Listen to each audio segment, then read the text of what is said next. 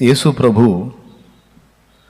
తనను వెంబడించేటువంటి శిష్యులతో పలికినటువంటి ఆ మాటలు మళ్ళా ఆయన అపోస్తలుల కార్యములు 1వ అధ్యాయంలో గుర్తు చేస్తాడు. అపోస్తలుల కార్యములు 1వ అధ్యాయంలో 3-4 వచనాల నుంచి కొంచెం లేకపోతే 5-6 వచనాల నుంచి చదువమ్మా. ఆయన వారిని కలుసుకొని ఇలాగూ ఆజ్ఞాపించెను, మీరు యెరూషలేము నుండి వెళ్ళక నా వలన వినిన తండ్రి యొక్క వాగ్దానము కొరకు కనిపెట్టి ఉండుడి. ఓకే, ఆయన ద్వారా తండ్రి యొక్క వాగ్దానం వీళ్ళు పొందారు. ఏంటి ఆ వాగ్దానం అంటే, నేను తండ్రిని వేడుకొందును, మీ యొద్ద ఎల్లప్పుడూ ఉండుటకై ఆయన వేరొక ఆదరణకర్తను పంపాలని నేను అడుగుతాను. ఆయన మీతో కూడా ఉంటాడు, మీతో నివసిస్తాడు, మీలో ఉంటాడు అని యేసు ప్రభు ఒక ఆయన గురించి చెప్తున్నాడు. ఎవరు ఆయన అంటే, ఆయనను గురించి ప్రభు చెప్పిన మాట ఏంటంటే ఆదరణకర్త. ప్రియులారా, యేసు ప్రభుని నమ్మి బాప్తిస్మం పొంది ఆయన మార్గంలో ప్రయాణం చేయగోరిన మనందరికీ కూడా దేవుడు అనుగ్రహించినటువంటి అద్భుత వరం పరిశుద్ధాత్మ దేవుడు. ఈ పరిశుద్ధాత్మ దేవుని మనకు ప్రభు పరిచయం చేసేటప్పుడు ఎలా పరిచయం చేశాడంటే, దహించు అగ్నిగా పరిచయం చేయలా, ఆదరణకర్తగా పరిచయం చేశాడు. ఇంకా ఏ విధంగా పరిచయం చేశాడు అంటే, సత్యస్వరూప్యగు ఆత్మ అని యోహాను 16లో పరిచయం చేస్తాడు. వేరొక ఆదరణకర్త. యేసయ్య భూమి మీద ఉన్నప్పుడు యేసయ్య అందరికీ ఆదరణకర్తగా వ్యవహరించాడు. యేసయ్యతో ఉంటే ఎంత భరోసానో, ఎంత ఆదరణో, అవునా? అయితే ఇప్పుడు యేసయ్య సిలువలో ప్రాణం పెట్టి మరణించి పునరుద్ధానంతో తిరిగి లేచి ఆరోహణమై మళ్ళీ వెళ్ళబోతున్నాడు తండ్రి యొద్దకు. మరి ఆయన వెళ్ళిపోతే మరి ఇక్కడ భూమి మీద ఉన్నటువంటి శిష్యాలకి, తర్వాత నిర్మాణం కాబోయేటువంటి సంఘానికి దిక్కెవరు? అందుకని నేను వెళ్ళి వేరొక ఆదరణకర్తను మీ కొరకు పంపుతాను. నేను తండ్రిని వేడుకుంటాను, ఆయన వేరొక ఆదరణకర్తను మీకు పంపుతాడు. నేనైతే శరీరంగా ఉన్నానో, ఈ శరీరంలో అందరికీ అందుబాటులో ఉండలేను. ఇప్పుడంటే మీరు కొద్దిమందిగా ఉన్నారు కనుక మీకు అందుబాటులో ఉన్నాను. అదే ఆదరణకర్త వచ్చాడు అనుకో, ఆయన ఆత్మ, ఆయన అందరికీ అందుబాటులో ఉండగలడు. హల్లెలూయా, హల్లెలూయా అని యేసు ప్రభు వాగ్దానం చేశాడు. కొంతమందికి అసలు ఈ ఆదరణకర్త గురించే తెలియదు, పరిశుద్ధాత్మని గురించి తెలియదు. కొంతమందికి కొద్దో గొప్ప అవగాహన ఉంది. కొంతమంది ఆ మాట విన్నప్పుడు కొంచెం జ్ఞాపకంలో ఉంటుంది. ఈ ప్రసంగాల్లో కానీ, బాప్తిసం ఇచ్చేటప్పుడు కానీ తండ్రి, కుమార, పరిశుద్ధాత్మ అంటారు. పరిశుద్ధాత్మ అనే ఒక ఆయన ఉన్నాడు. కొంతమంది అడిగారు, తండ్రి కుమారుడు వేరా లేకపోతే ఇద్దరు ఒక్కటేనా అని. ఇద్దరు కాదు, మొత్తం ముగ్గురు. కానీ ముగ్గురైనంత మాత్రాన ముగ్గురు దేవుళ్ళు అనకూడదు. అలాగని దేవుడు ఒక్కడే అన్నప్పుడు మళ్ళా తండ్రే కుమారుడి క్యారెక్టర్ వేశాడు, కుమారుడే పరిశుద్ధాత్మ క్యారెక్టర్ వేశాడు అని కూడా అనకూడదు. తండ్రి తండ్రే, కుమారుడు కుమారుడే, పరిశుద్ధాత్మ పరిశుద్ధాత్మే. బాగా అర్థం చేసుకోవడానికి ప్రయత్నం చేయండి. కొంతమందికి ఈ విషయంలో పెద్ద సందేహం ఉంది, కన్ఫ్యూజ్ ఉంది. అయితే దానికి సమాధానం ఏంటంటే, దేవుడు ఒక్కడా ముగ్గురా అంటే, ముగ్గురు వ్యక్తులు వేరు వేరు వ్యక్తులే, కానీ వారి అభిప్రాయంలో కానీ, వ్యవహారంలో కానీ, సమస్త విషయాలలో ఏకత్వం ఉంది. అన్ని విషయాలలో ఏకత్వం ఉన్నందున అభిప్రాయ భేదాలు కానీ, పరస్పర వైరుధ్యం కలిగిన వ్యక్తిత్వాలు కానీ కలిగి ఉంటే ఇక ఎంతమంది అంటే అంతమందిని సపరేట్గా మనం చెప్పొచ్చు, చూపించవచ్చు. కానీ చూడటానికి ముగ్గురుగా కనబడుతున్నారు, కానీ మొత్తం ఒకటే మాట ఒకటే బాట అన్నట్టు ఉంటుంది. దీన్ని అర్థమయ్యేటట్టు చెప్పడానికి చాలాసార్లు ఒక ఎగ్జాంపుల్ వాడాను. ఇప్పుడు ఇక్కడున్న ఈ 5-6 మొత్తం కలిసి నా మీద దాడి చేయాలనుకున్నారు, లేకపోతే నన్ను ఏదో అడగాలనుకున్నారు, నా మీద తగవాడాలనుకున్నారు. అనుకొని మొత్తం మాట్లాడుకొని నా దగ్గరికి వచ్చారు. అప్పుడు నేను అంటాను, వాసు నువ్వు కూడానా, రవి నువ్వు కూడానా, ఆహా మొత్తం ఒకటయ్యారన్నమాట అంటాను. వాడుకలు అంటాం కదండి. ఇప్పుడు ఇంట్లో నలుగురు కలిసి ఇంట్లో ఒకటి మీద దాడికి సిద్ధపడితే ఏమంటారు? ఆహా మొత్తం ఒకటయ్యారన్నమాట, మొత్తం ఒకటయ్యి ఇట్లా ఆలోచన చేస్తున్నారా నా మీద, చెప్తా మీ పని చెప్తా. ఈ మొత్తం ఒకటయ్యారు అంటే మొత్తం అతుక్కుపోయారా? అసలు ఏంది ఆ మాటకు అర్థమైంది అసలు? ఇప్పుడు వీళ్ళందరూ ఒకటై నా మీదకి గొడవకు వచ్చారు లేదా తగవకు వచ్చారు అంటే మొత్తం అతుక్కొని వచ్చారా? మరి మొత్తం కలిసి ఒకటయ్యారా? ఆహా అందరూ ఏకమయ్యారా, ఏకమై వచ్చారా అన్నమాట. సరేలే కానివ్వండి అంటారు కదా. ఈ అందరు కలిసి ఒకటవటం ఏంటి, అందరు కలిసి ఏకమై రావటం ఏంటి అసలు దాని అర్థం? అంటే అందరూ ఒకటయ్యారంటే అందరూ అతుక్కుపోయారని కాదు. రవి రవే, అర్జున లేకపోతే మిఖాయిలు, వాసే, శ్యామే, జడ్స్, ఎవరికి వాళ్ళు వేరే. కానీ నన్ను తగవాడాలి లేదా గొడవ చేయాలి అనుకునే విషయం, ఆ అభిప్రాయములో అందరూ ఏకమయ్యారు. అందరిది ఒక్కటే అభిప్రాయమైంది. ఇంకా ఊరుకోవడానికి వీలు లేదు, అన్నయ్యని కడిగి పారేయాల్సిందే, అడిగి పారేయాల్సిందే అని ఏదో ఒక విషయంలో వాళ్ళందరూ ఏకాభిప్రాయమునకు వచ్చినందున నేనేమన్నాను, అందరూ ఒకటి అయ్యారన్నమాట అన్నాను.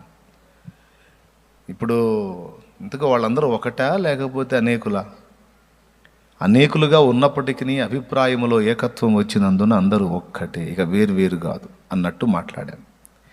ఇది దేవుని అర్థం చేసుకోవాల్సిన తీరు. తండ్రే కుమారుడుగా భూమి మీదకి వచ్చి క్యారెక్టర్ ఇస్తే, మరి కుమారుడే తండ్రి అయితే మరి ఈయన ఎవరికి ప్రార్థన చేశాడు? అర్థమైందా? సరే తండ్రే కుమారుడుగా క్యారెక్టర్ మార్చుకొని వస్తే మరి ఈయన బాప్తిస్మం పొంది ఒడ్డుకు వచ్చినప్పుడు ఇదిగో ఈయన నా ప్రియ కుమారుడు, ఈయన యందు నేను ఆనందించుచున్నాను అని ఎలా అన్నాడు పరలోక తండ్రి?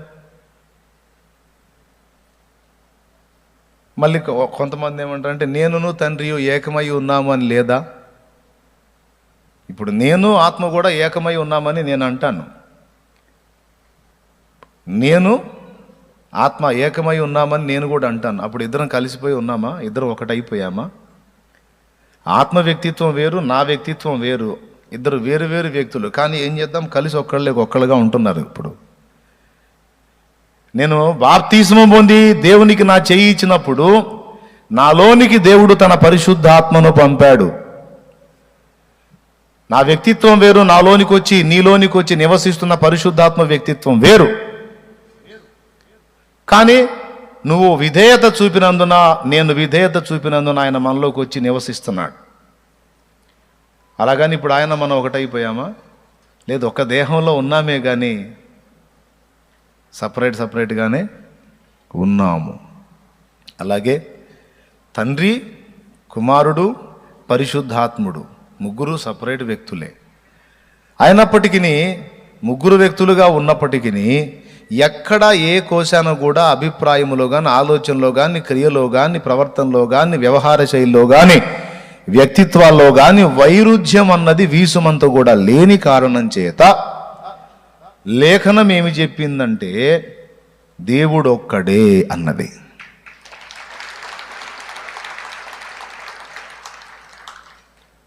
అర్థమైందా? దేవుడు ఒక్కడే. కాదు, ముగ్గురు సపరేట్ అన్నావు కదా, ఇప్పుడు మరి కుమారుణ్ణి మయం పరిస్తే తండ్రికి ఏమి ఇబ్బంది లేదా? ఏం లేదు. నువ్వు కుమారుని నామంలో నువ్వు కుమారుణ్ణి మయంపరచు, పరిశుద్ధాత్మను ఆరాధించు, తండ్రినే ఆరాధించు, ఏమి అక్కడ వైరుధ్యం ఏమి ఉండదు. అర్థమైందా? ఈ ముగ్గురు వ్యక్తులలో ఎవరిని నువ్వు ఎత్తి వర్షిప్ చేసినా దేవుడేం తృణీకరించడు. ఎందుకంటే పరిశుద్ధాత్మని ఎత్తి మాట్లాడినా, కుమారుని ఎత్తి మాట్లాడినా, తండ్రిని ఎత్తి మాట్లాడినా మొత్తం ఆయనకే చెందుతుంది. అయితే నేను గతంలో మొక్కినటువంటి ఆరాధనలో కూడా ఒక త్రిత్వం ఉంది. ఆ త్రిత్వం బైబిల్లో త్రిత్వం ఒక్కటి కాదు. నేను అంతకుముందు విగ్రహారాధన జీవితంలో ఉన్నప్పుడు కూడా త్రిమూర్తులని మొక్కాను. మళ్ళీ ఆ త్రిత్వానికి బైబిల్లో చెప్పిన త్రిత్వానికి సంబంధం లేదు. బైబిల్లో చెప్పబడిన త్రిత్వం పరస్పరం ఒకరినొకరు గౌరవించుకుంటూ, ఒకరి అభిప్రాయంతో ఒకరు ఏకీభవిస్తూ, ఏ కోశాన కూడా అభిప్రాయంలో కానీ వ్యక్తిత్వంలో కానీ వైరుధ్యం లేదంటే వ్యతిరేకత లేదు. కానీ నేను అంతకుముందు ఉన్నటువంటి భక్తిలో ఆ త్రిత్వంలో వచ్చేటప్పటికి ముగ్గురు త్రిమూర్తులని మొక్కాను కదా, వాళ్ళలో ఒకరికొకరు కొట్లాట్లు అయినాయి. పురాణాలు చదివితే ఉంటుంది. ఒకరినొకరు ఫైట్ చేసుకున్నారు, ఒకరి మీద ఒకరు అతిశయపడ్డారు, ఒకరి ధోరణికి భిన్నంగా ఇంకొకరు ప్రవర్తించారు. కాబట్టి ఆ త్రిత్వం ఈ త్రిత్వం ఒకటి కాదు. ఆ త్రిత్వంలో ముగ్గురు దేవుళ్ళు అంటే వాళ్ళకి నడుస్తుంది, అది సరిపోయింది. ఎందుకంటే ముగ్గురు ఒకరికి వ్యక్తిత్వాలు మిక్స్ లేదు. కానీ మన దగ్గరకు వచ్చేటప్పటికి ముగ్గురు వేరువేరు వ్యక్తులుగా ఉన్నప్పటికీ కూడా అన్ని విషయాలలో వారు ఏకాభిప్రాయం కలిగి ఉన్నందున, ఏక వ్యక్తిత్వం కలిగి ఉన్నందున, ఏక భావం, ఏక తాత్పర్యం, ఏక రూపం, ఏక విధానం కలిగి ఉన్నందున ఇక్కడ ముగ్గురు లేదు, 30 లేదు, దేవుడు ఒక్కడే. మీలో ఎంతమందికి అర్థమైంది ఇప్పుడు నేను చెప్పిన సంగతి? హల్లెలూయా. కుమారుణ్ణి ప్రార్థన చేస్తే తండ్రి ఏం ఫీల్ కాడు. కొంతమంది ఏం చెప్తున్నారు, యేసు నామమున తండ్రికి ప్రార్థన చేయాలి కానీ యేసయ్యకు ప్రార్థన చేస్తున్నారు, అది తప్పు అంటున్నారు. ఎంత మాత్రం తప్పు కాదు. అదే యోహాను సువార్తలో 2 మాటలు యేసయ్య మాట్లాడాడు. తెలుసా మీకు? యోహాను సువార్త 14వ అధ్యాయము 14వ వచనం నుంచి చదవండి. నా నామమున మీరు నన్నేమి అడిగినను నేను చేతును, మీరు నన్ను ప్రేమించిన ఎడల. చాలు, దానికి ఇంకొంచెం ముందు చదువు తల్లి. మీరు నా నామమున దేనిని అడుగుదురో తండ్రి కుమారుని యందు మహిమపరచబడుటకై దానిని చేతును. అదిగో, మీరు నా నామమున దేనిని అడుగుదురో తండ్రి కుమారుని యందు మహిమపరచబడుటకై దానిని చేతును. ఆయన నామమున తండ్రిని అడిగినా తండ్రి చేస్తాడు, లేదు ఆయన నామమున, ఎవరు? యేసు నామమున యేసును అడిగినా కూడా యేసయ్య చేస్తాను అన్నాడు. తర్వాత ఇంకో చోట కూడా ఉంటుంది, మీరు నా పేరిట తండ్రిని ఏమి అడిగినను తండ్రి దయచేస్తాడు. ఆ మాట చెప్పాడు. నా నామమున తండ్రిని అడగండి మీకు ఇవ్వబడుతుంది, లేదు నా నామమున నన్ను అడగండి నేను కూడా ఇస్తాను అన్నాడు. నామము అంటే ఓన్లీ యేసు నామ ఉచ్చారణ కాదండి. నామ ఉచ్చారణ అంటే యేసయ్య పేరెత్తి అడగటం మాత్రమే మేజర్గా అనుకుంటారు చాలామంది. నామము అంటే స్వభావము. నామములో స్వభావం చెప్పబడుతుంది. యాకోబు అనే నామానికి అర్థం మోసగాడు, ఆ పేరులో అతని వ్యక్తిత్వం. నాబాలు అంటే మొరటువాడు, ఆ పేరులో ఆ వ్యక్తిత్వం. అర్థమైందా? కాబట్టి నామము అంటే ఆ స్వభావం లేక ఆ వ్యక్తిత్వం. యేసయ్య ఏం చెప్తున్నాడంటే, మీరు నా నామమున తండ్రిని ఏమి అడిగినను, నా నామమున నన్నేమి అడిగినను అంటే యేసు నామా ఉచ్చారణ మాత్రమే కాదు, యేసు వ్యక్తిత్వాన్ని కూడా సంతరించుకోవాలన్న ఆలోచన మనం మర్చిపోకూడదు. హల్లెలూయా. ఏం కొడతారులే అనుమానంగా, అవసరం లేదులే కానీ చెప్పేది వినండి. ఎందు అనుమానంగా. కాబట్టి తండ్రిని అడిగినా ఆయన ఏమి ఫీల్ కాడు, యేసయ్య ఏం ఫీల్ కాడు, యేసయ్యని అడిగినా తండ్రి ఏం ఫీల్ కాడు. ఇంకా చెప్పాలంటే అసలు దైవత్రిత్వంలో అబ్బా ఎంత సౌందర్యం ఉందో. తండ్రేమో కుమారుణ్ణి మహింపరుస్తాడు, కుమారుడేమో తండ్రిని మహింపరుస్తాడు, ఇద్దరిని కలిపేమో పరిశుద్ధాత్మ మహింపరుస్తాడు, పరిశుద్ధాత్మనేమో మళ్ళీ మిగిలిన ఆ ఇద్దరు వ్యక్తులు మహింపరుస్తారు. ఎక్కడా కూడా ఖండన ఉండదు. ఒకరినొకరు ఘనపరచుట, మహిమపరచుట. ఇంకా చెప్పాలంటే ఒక్క దేవుడు ఒక్కడే, ఆయనలో మూడు భాగాలు, ముగ్గురు వ్యక్తులు అన్నమాట. ఒక్క దేవుళ్ళో ముగ్గురు వ్యక్తులు. ఉదాహరణకి నేను గొంతుతో పాట పాడా, ఏదో సరే అందరికీ నచ్చకపోయినా నచ్చినోడికి నచ్చిద్ది కదా. సరే ఏదో సన్మాన సభ పెట్టారు. సభ పెట్టి దండేమో మెడకేశారు, శాలువ ఏమో భుజాలకు కప్పారు, బంగారు కంకణమో వెండి కంకణమో ఇత్తడి కంకణమో ఏదో జయించి చేతికి పెట్టారు. అసలు నిజంగా గొప్ప అద్భుతంగా పాడావండి, నువ్వు హింసాత్మక విద్వాంసుడు అని ఏదో మీరు చెప్పి ఒక బంగారు కంకణం ఏదో పెట్టారు. ఇప్పుడు ఒక్క మాట చెప్తానండి, పాట పాడింది మెడ, గొంతుక. మరి మెడక దండ ఏందండి? సరే వదిలేయండి. భుజాలు పాడినాయా, వీపు పాడిందా, లేకపోతే గొంతు పాడిందా? మరి శాలువ వీపుకేందండి? గొంతుక పాడిందా, చెయ్యి పాడిందా? మరి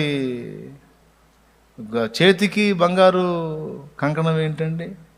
అసలు పాడిన దానికి ఏమన్నా ఇచ్చారా? కానీ గొంతు ఫీల్ అయిద్దా? సమస్య లేదు, గొంతు ఫీల్ కాదు. ఎందుకంటే ఇవన్నీ తనలోని భాగాలే కాబట్టి దేన్ని గౌరవించదు. కిరీటం పెట్టారు అనుకుందాం, అంటే అంత లేదులే, నేను అంత విద్వాంసుడినేం కాదు, ఊరికి ఎగ్జాంపుల్ ఓ గాయకుడినే తీసుకుందాం, మంచి సంగీత హంసరాగాలు హింసరాగాలు కలిపి పాడేవాడు అనుకుందాం. పాడిందేమో గొంతు, సన్మానమేమో తలకి, మెడకి, చేతికి, ఒంటికి. కానీ అసలు పాడిన దానికి ఏం లేదు, అయినా అది ఫీల్ కాదు. ఎందుకో తెలుసా? చేతికి చేస్తే గొంతు తనకు చేసినట్టే, గొంతు చేసినట్టే ఫీల్ అవుద్ది గొంతుగా.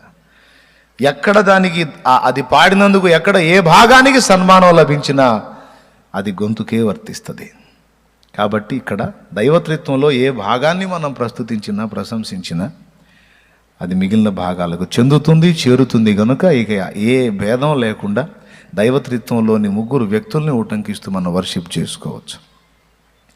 కొంతమంది భక్తులు త్రియేక దేవ అని కలిపి కొట్టారు. 1 + 1 + 1 = 3 అనేది మామూలు లెక్క. దేవుని లెక్కలో 1 + 1 + 1 = 1. దేవునికి స్తోత్రం, హల్లెలూయా. ఓకేనా? ఇంతవరకు అర్థమైంది కదా? కాబట్టి అందరూ కూడా ఖచ్చితంగా ఈ సంగతి గ్రహింపగలిగి ఉండాలి. తండ్రి ఉన్నాడు మనకి, పరలోక తండ్రి. ఆయన అద్వితీయ కుమారుడు ఉన్నాడు, మనందరి ప్రాణప్రియుడు. రేపు ఆయన పక్కనే మన సింహాసనంలో కూర్చోబోతుంది. ఆ కుమారుని పక్కన సింహాసనంలో కూర్చోవటానికి యోగ్యులనుగా మనల్ని సిద్ధపరచడానికి వచ్చిన వాడే ఆదరణకర్త, పరిశుద్ధాత్ముడు.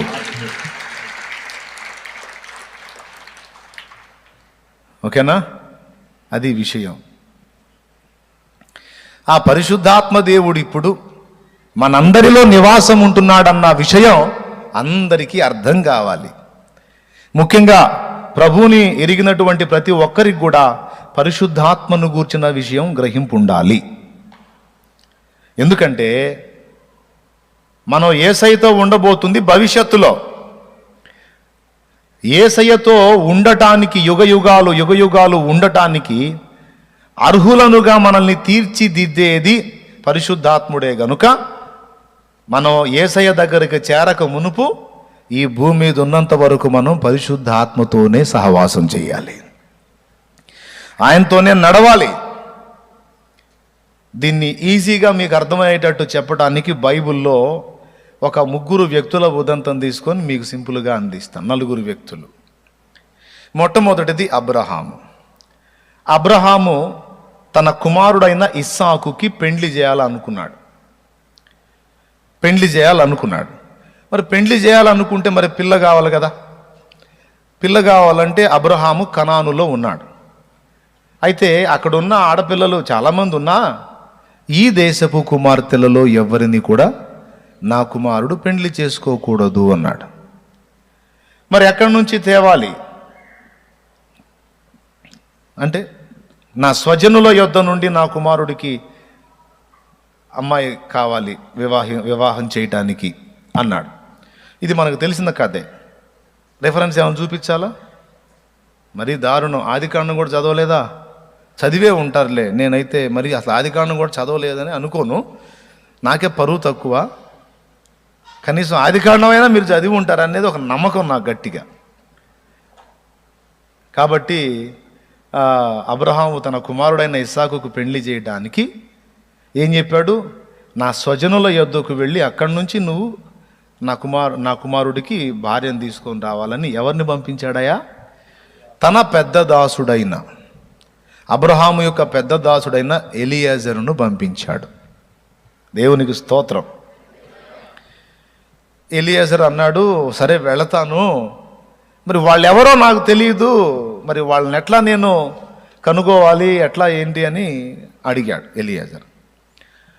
అడిగితే అబ్రహాం అన్నాడు, ఇంతవరకు నాకు తోడయి ఉండి ఎవరు నన్ను అన్ని విషయాల్లో ఆశీర్వదించి సహాయపడ్డాడో ఆ నా ప్రభువే నీ కార్యమును సఫలపరుస్తాడు.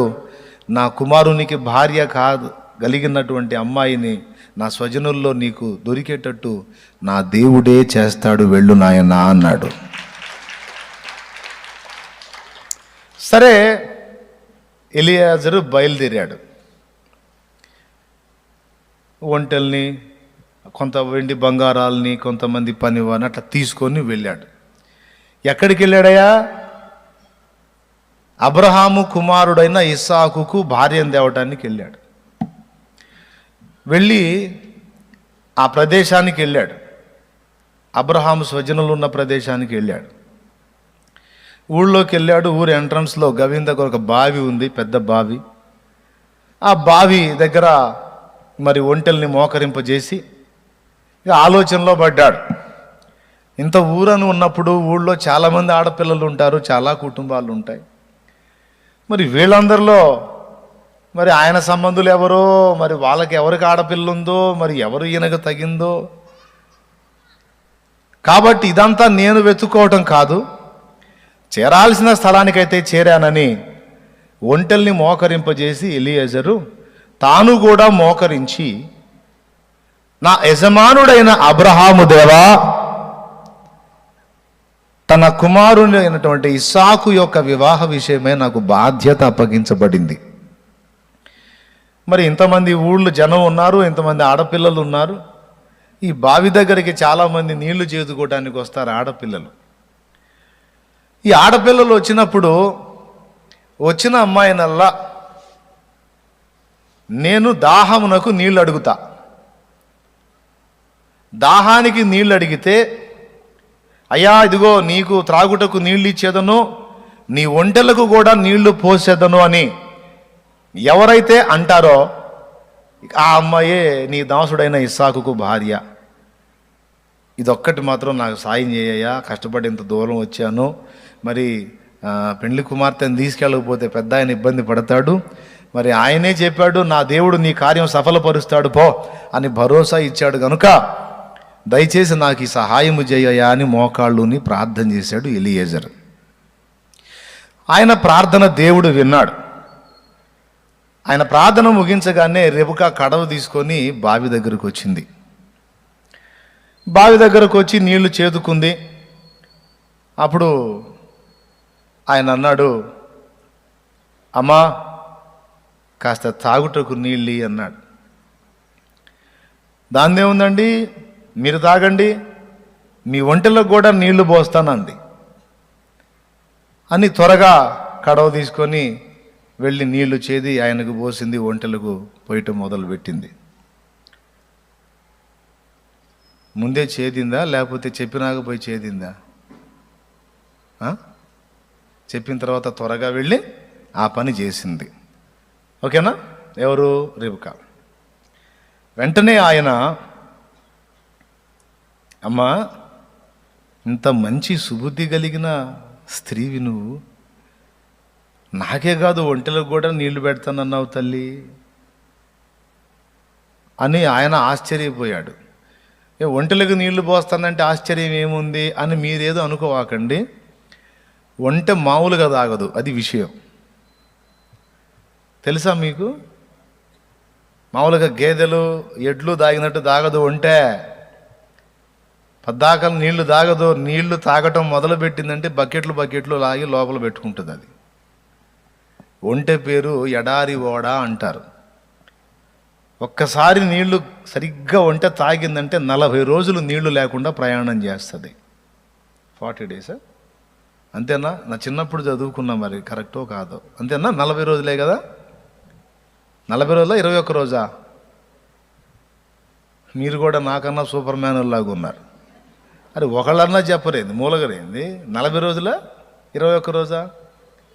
దాదాపు 40 రోజులు. 21 రోజు 40 రోజులు వెళ్ళి నీళ్లు లేకుండా ప్రయాణం చేయగలిగిద్ది ఒంటె ఎడారిలో. అందుకే ఎడారి ప్రయాణానికి ఒంటెల్ని వాడతారు. అది పర్వాలేదు, మనకు కూడా కాస్త గుర్తుంటుంది దేవుడి కృపతో. 40 రోజులేనంట. లైవ్లో ఉన్నవాళ్ళు చెబుతున్నారు.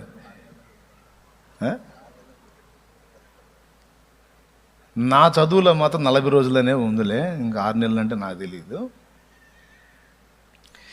వాళ్ళు అదనపు పరిశోధన చేశారేమో. మొత్తానికి ఇప్పుడు ఆ ఒంటెల్ని మోకరింపజేసి ఒంటెలకు నీళ్లు పోయేటువంటి కడవతో ఎన్ని చేతి పోయాలా?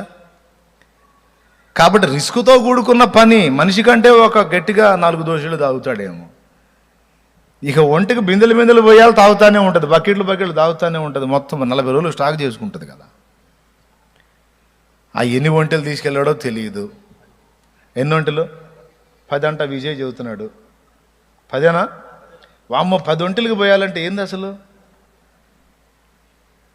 దేవునికి స్తోత్రం కలుగును గాక. హల్లెలూయా. 10 ఒంటెలకు త్రాగుటకు నీళ్లు పోసింది రెబ్కా.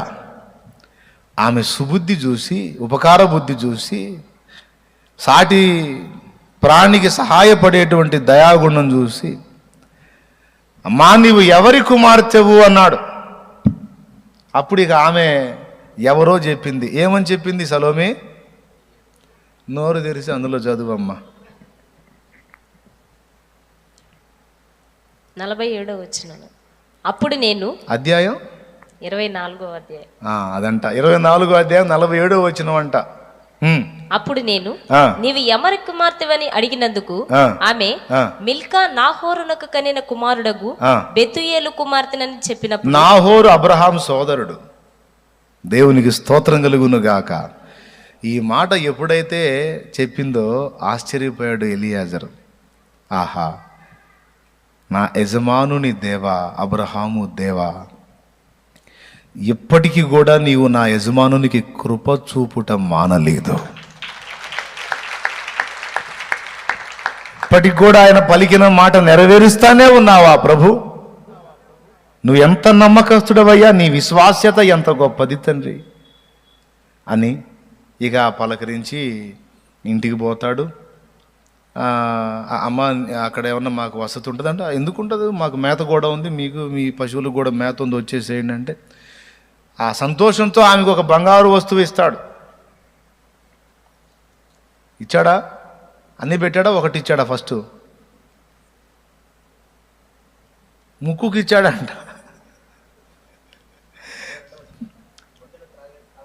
అంతా అయిపోయిన తర్వాత సరే, ఇక ఇప్పుడు మన మ్యాటర్ అది కాదు. మళ్ళీ మీరు అక్కడ అసలు ఆ పాయింట్లోకి వెళ్ళారు.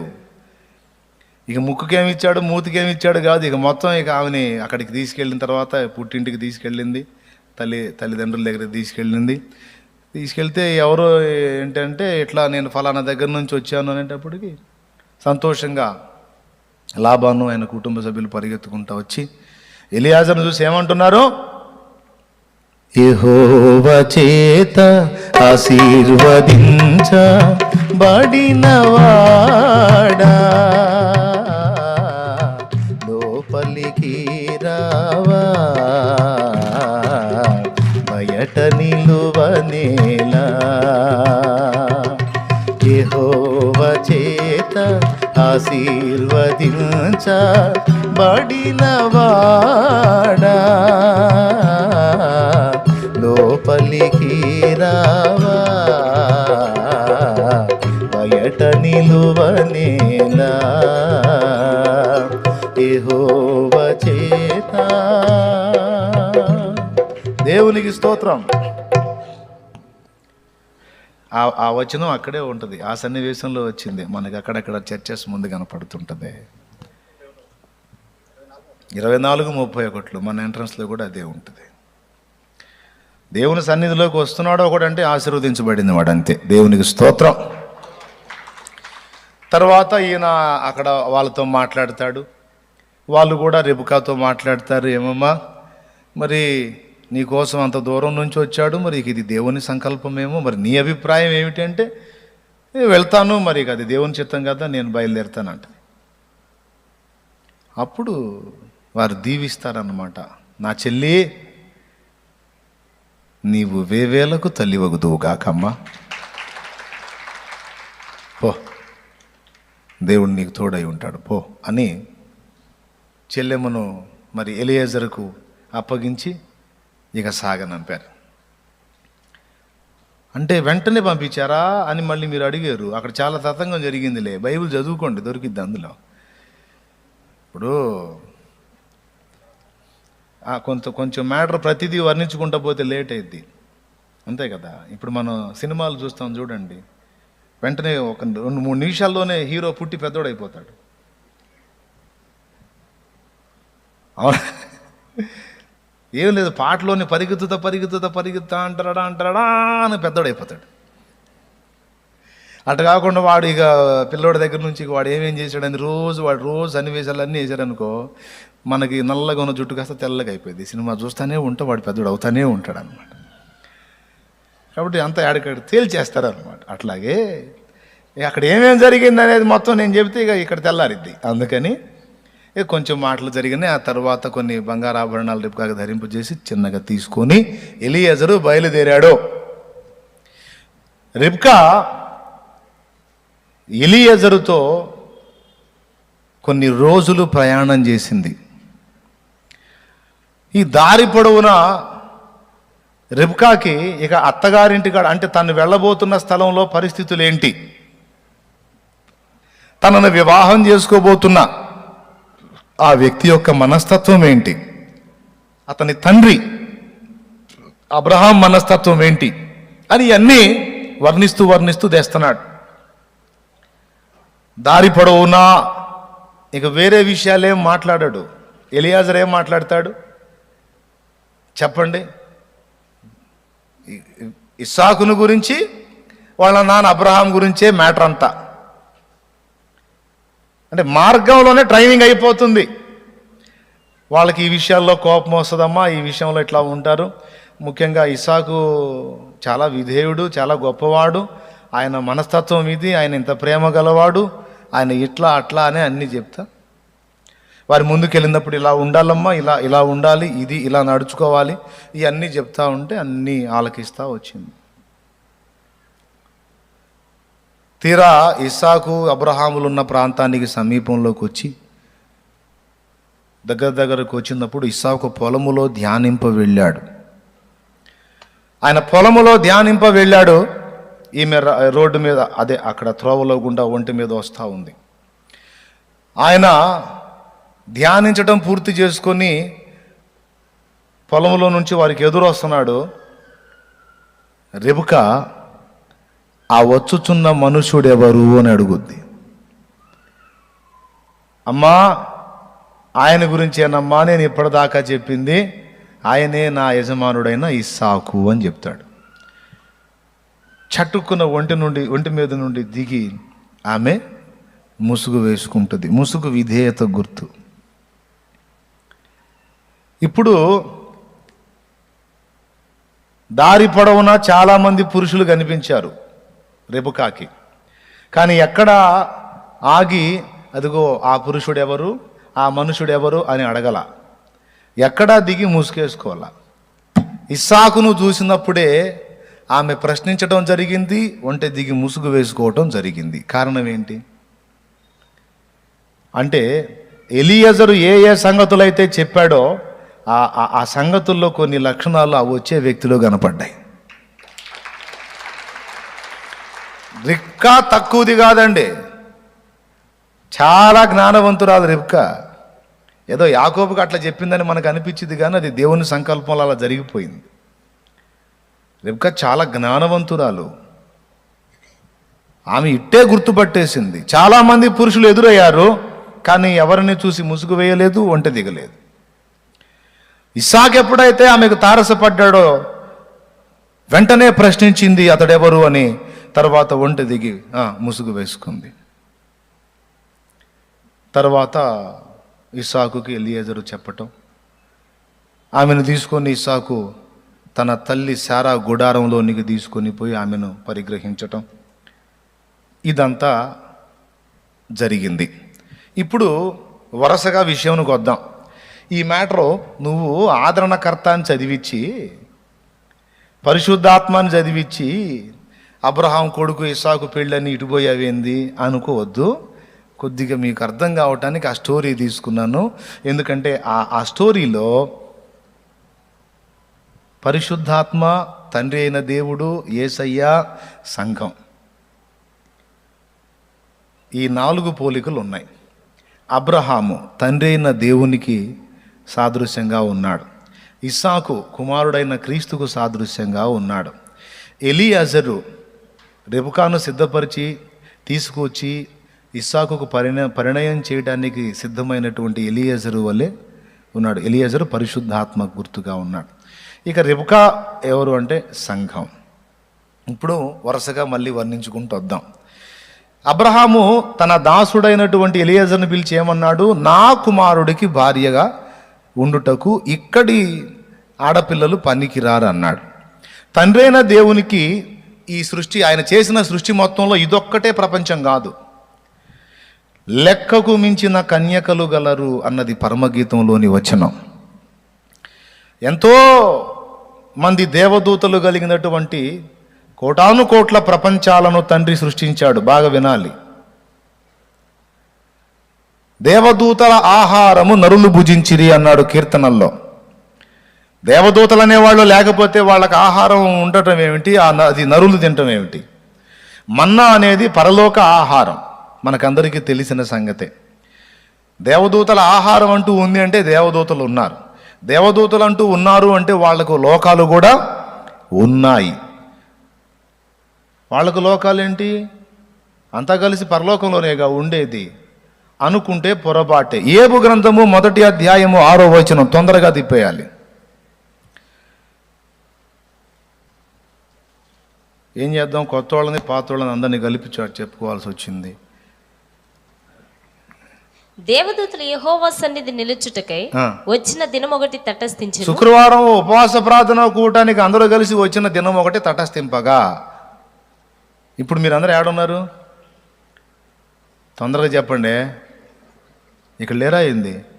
ఎక్కడున్నారు? ఇక్కడే ఉన్నారు కదా, రైట్. గంట ముందు ఎక్కడ ఉన్నారు? ఫస్ట్ నుంచి రోజు ఇక్కడే ఉంటున్నారు మీరు? లేదు లేదు, మీ ఇళ్ళు ఉన్నాయి, మీ ఊళ్ళు ఉన్నాయి, మీ ప్రదేశాలు ఉన్నాయి, మీ ప్రాంతాలు ఉన్నాయి. కానీ ఇప్పుడు అందరం కలిసి శుక్రవారం కూడుకుందాం అనుకున్నాం, ఇలాగ కూడుకున్నాం. ఇక్కడ మనందరం కూడక మునుపు వేరే ప్రదేశాల్లో ఉన్నాం. ఆల్రెడీ మనం ఎక్కడే ఉంటే అందరూ కూడుకునే దినం ఒకటి తటస్థింపగా అన్న మాటే హాస్యాస్పదం, అర్థం లేనిదవుతుంది. అవునా? మనం వేరు వేరు ప్రాంతాల్లో ఉన్నాం. ఈ రోజుని పురస్కరించుకొని మనం ఇక్కడికి వచ్చాం. ఓకేనా? రైట్. అలాగే దేవదూతలు ఆయా ప్రాంతాలలో, వేరే వేరే ప్రదేశాలలో, వేరే వేరే లోకాల్లో ఉన్నారు. దేవుని దగ్గర నుండి పిలుపు వచ్చింది, అందరూ కూడా ఒక దగ్గర గ్యాదర్ అవ్వండి, మీతో మాట్లాడాలని. ఆ పిలుపు వచ్చినప్పుడు దేవుని దూతలందరూ యెహోవా సన్నిధిని సమకూడుటకాయి వచ్చిన దినం ఒకటి తటస్థింపగా ఆ రోజు అక్కడికి వచ్చారట. హలో, అంతకుముందు ఎక్కడ ఉన్నారు? వేరే ప్రదేశాల్లో ఉన్నారు. కాబట్టి దీన్ని బట్టి ఏమర్థమవుతుంది? దేవదూతల ప్రపంచాలు ఒక పరలోకం ఒకటే కాదు, పరలోకానికి వేరుగా దేవదూతల ప్రపంచాలు కోటాను కోట్లు ఉన్నాయి. దేవునికి స్తోత్రం చెప్దామా గట్టిగా? ఏది గట్టిగా అందరూ? అది ఇంకొంచెం ఈసారి సౌండ్ పెంచండి కొద్దిగా. ఇప్పుడు కాదు, ఈసారి. సరే, అక్కడ కోటాను కోట్ల దేవదూతలు ఉన్నారు, వాళ్ళ ప్రపంచాలు ఉన్నాయి. కానీ దైవ కుమారుడికి పట్టమహిషిగా ఆయన ప్రక్కన కూర్చొని పరిపాలించడానికి యోగ్యురాలుగా ఆ ప్రపంచాల్లో ఉన్న వాళ్ళు ఎవ్వరూ లేరు. స్పెషల్గా నిర్మితమైంది మానవ జాతి. దేవుడు తన పోలిక చొప్పున, తన స్వరూపమందు తన పోలిక చొప్పున నరుని నిర్మించి వాని నాసికారంధ్రములలో జీవవాయువును, దేవుని యొక్క వాయువుని మానవుల్లో ఊదాడు. మనలో ఉన్న ఈ జీవవాయువు లేక జీవాత్మ ఎవనిలో నుండి వచ్చింది? అబ్బా, దేవునికి స్తోత్రం కలుగును గాక. శరీర సంబంధంగా కూడా దేవుని జీవవాయువుతోనే మనం పుట్టింపబడినాము. ఆత్మ సంబంధంగా చూసుకుంటే దేవుని వాక్యమును అక్షయ బీజమునకు పుట్టింపబడిన వారము. అట్లా తీసుకున్నా ఎట్లా తీసుకున్నా దేవునికి కరెక్ట్గా సంబంధించిన వ్యక్తులుగా ఎవరు కనపడుతున్నారంటే ఒక్క మానవ జాతే. ఇప్పుడు పరమ ఇస్సాకైన యేసయ్యకు భార్యగా ఆయన ప్రక్కన సింహాసనం మీద కూర్చోవడానికి ఇక్కడి స్త్రీలు పనికి రారు. పరలోకంలో కానీ ఇతర లోకాల్లో ఉన్న వేరెవరూ పనికి రారు. పరమగీతంలో యేసయ్య అదే అంటాడు. లెక్కకు మించిన కన్యకలు. ఒక్కసారి పరమగీతం తీసుకుందాం. 6:8 పరమగీతం 6:8. 8:6, 6:8 చదువు. 60 మంది రాణులను 80 మంది ఉపపత్నులను లెక్కకు మించిన కన్యకలను కలరు. అయితే ఏమంటున్నాడు? నా పావురము నా నిష్కళంకురాలు ఒక్కతే. నా పావురము అని నా నిష్కళంకురాలు ఒకతే అన్నాడు. అంటే ఇక మిగిలిన వాళ్ళందరిలో ఏం కనపడుతుంది ఆయనకి? ఇప్పుడు ఇంతమంది ఉన్నారండి, వీళ్ళందరిలో ఈ అబ్బాయి ఒక్కడేనండి కళంకం లేనోడు అనంటే ఇక చెప్పకనే చెప్పినట్టు మిగిలిన వాళ్ళందరూ కాస్త మంచోళ్ళనే తేడానే. ఇంతమంది ఉన్నా ఇంకా అంతమంది ఉన్నా నా పావురము నా నిష్కళంకురాలు ఒక్కతే అన్నాడు. పరమగీతం 2వ అధ్యాయం 1వ వచనం నుంచి చూస్తే చూడండి ఏం చెప్తుందో. నేను షారోను పొలములో పోయి పుష్పము వంటి దానను, లోయలలో పుట్టు పద్మము వంటి దానను. బలు రక్కసి చెట్లలో వల్లి పద్మము కనబడినట్లు, అది కదా ఆయన అంటున్నాడు, బలు రక్కసి చెట్లలో వల్లి పద్మము కనబడినట్లు స్త్రీలలో నా ప్రియురాలు కనబడుచున్నది. అది స్త్రీలలో నా ప్రియురాలు కనబడుచున్నది. స్త్రీలు చాలా మంది ఉన్నారు, కానీ అందరూ వేరు, ఈమె వేరు. షారోను పొలములో పుష్పము వంటిది, లోయలలో పూసే పద్మము వంటిది. షారోను పొలములో పుష్పము వంటిది, లోయలలో పూసే పద్మము వంటిది.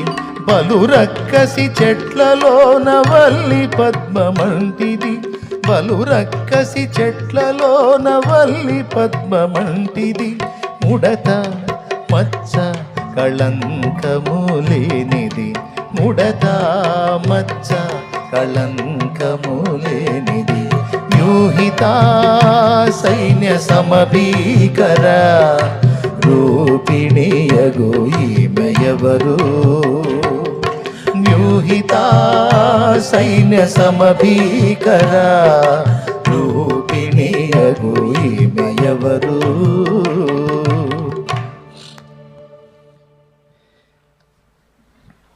ఇప్పుడు అందరూ ఒకటేనా? ఈమె సపరేటా? అబ్రహాం ఏమన్నాడు? ఇక్కడ ఆడపిల్లలు పనికిరారు. ఎక్కడ కావాలి? నా స్వజనుల్లో ఆడపిల్ల కావాలి. రైట్. ఇక్కడ ఉన్నటువంటి వేరు లోకాల్లోని దూతలు ప్రపంచాలు ఏవి పనికి రావు. నా ప్రియ కుమారుని పక్కన సింహాసనం మీద కూర్చోవాలి అంటే నాకు చెందిన వ్యక్తి అయి ఉండాలి. ఆ వ్యక్తిని నేను స్పెషల్గా భూగ్రహం మీద రెడీ చేశాను.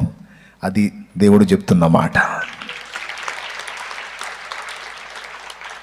తెలుసా? ఏదో మనం ఇట్లా ఉన్నాం, కానీ ఇప్పుడు కొద్దిగా ఆగండి.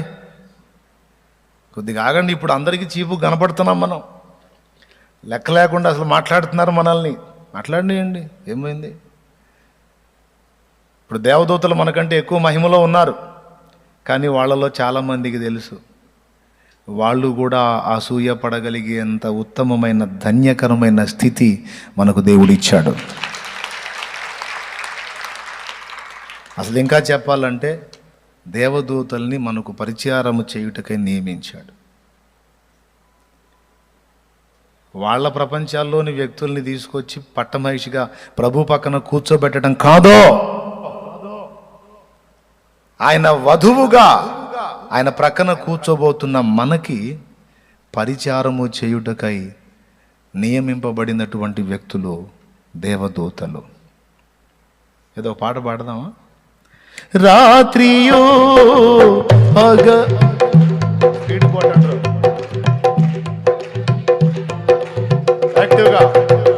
రాత్రియు పగలుయు పాదములకు రాయి తగులకుండా మనకు పరిచర్య చేయుట కొరకై దేవదూతలు మనకుండగా. చాలే, ఎందుకు స్లో అవుతుంది? ఆన్ కాలేదా? రేయ్ చూడరా, అది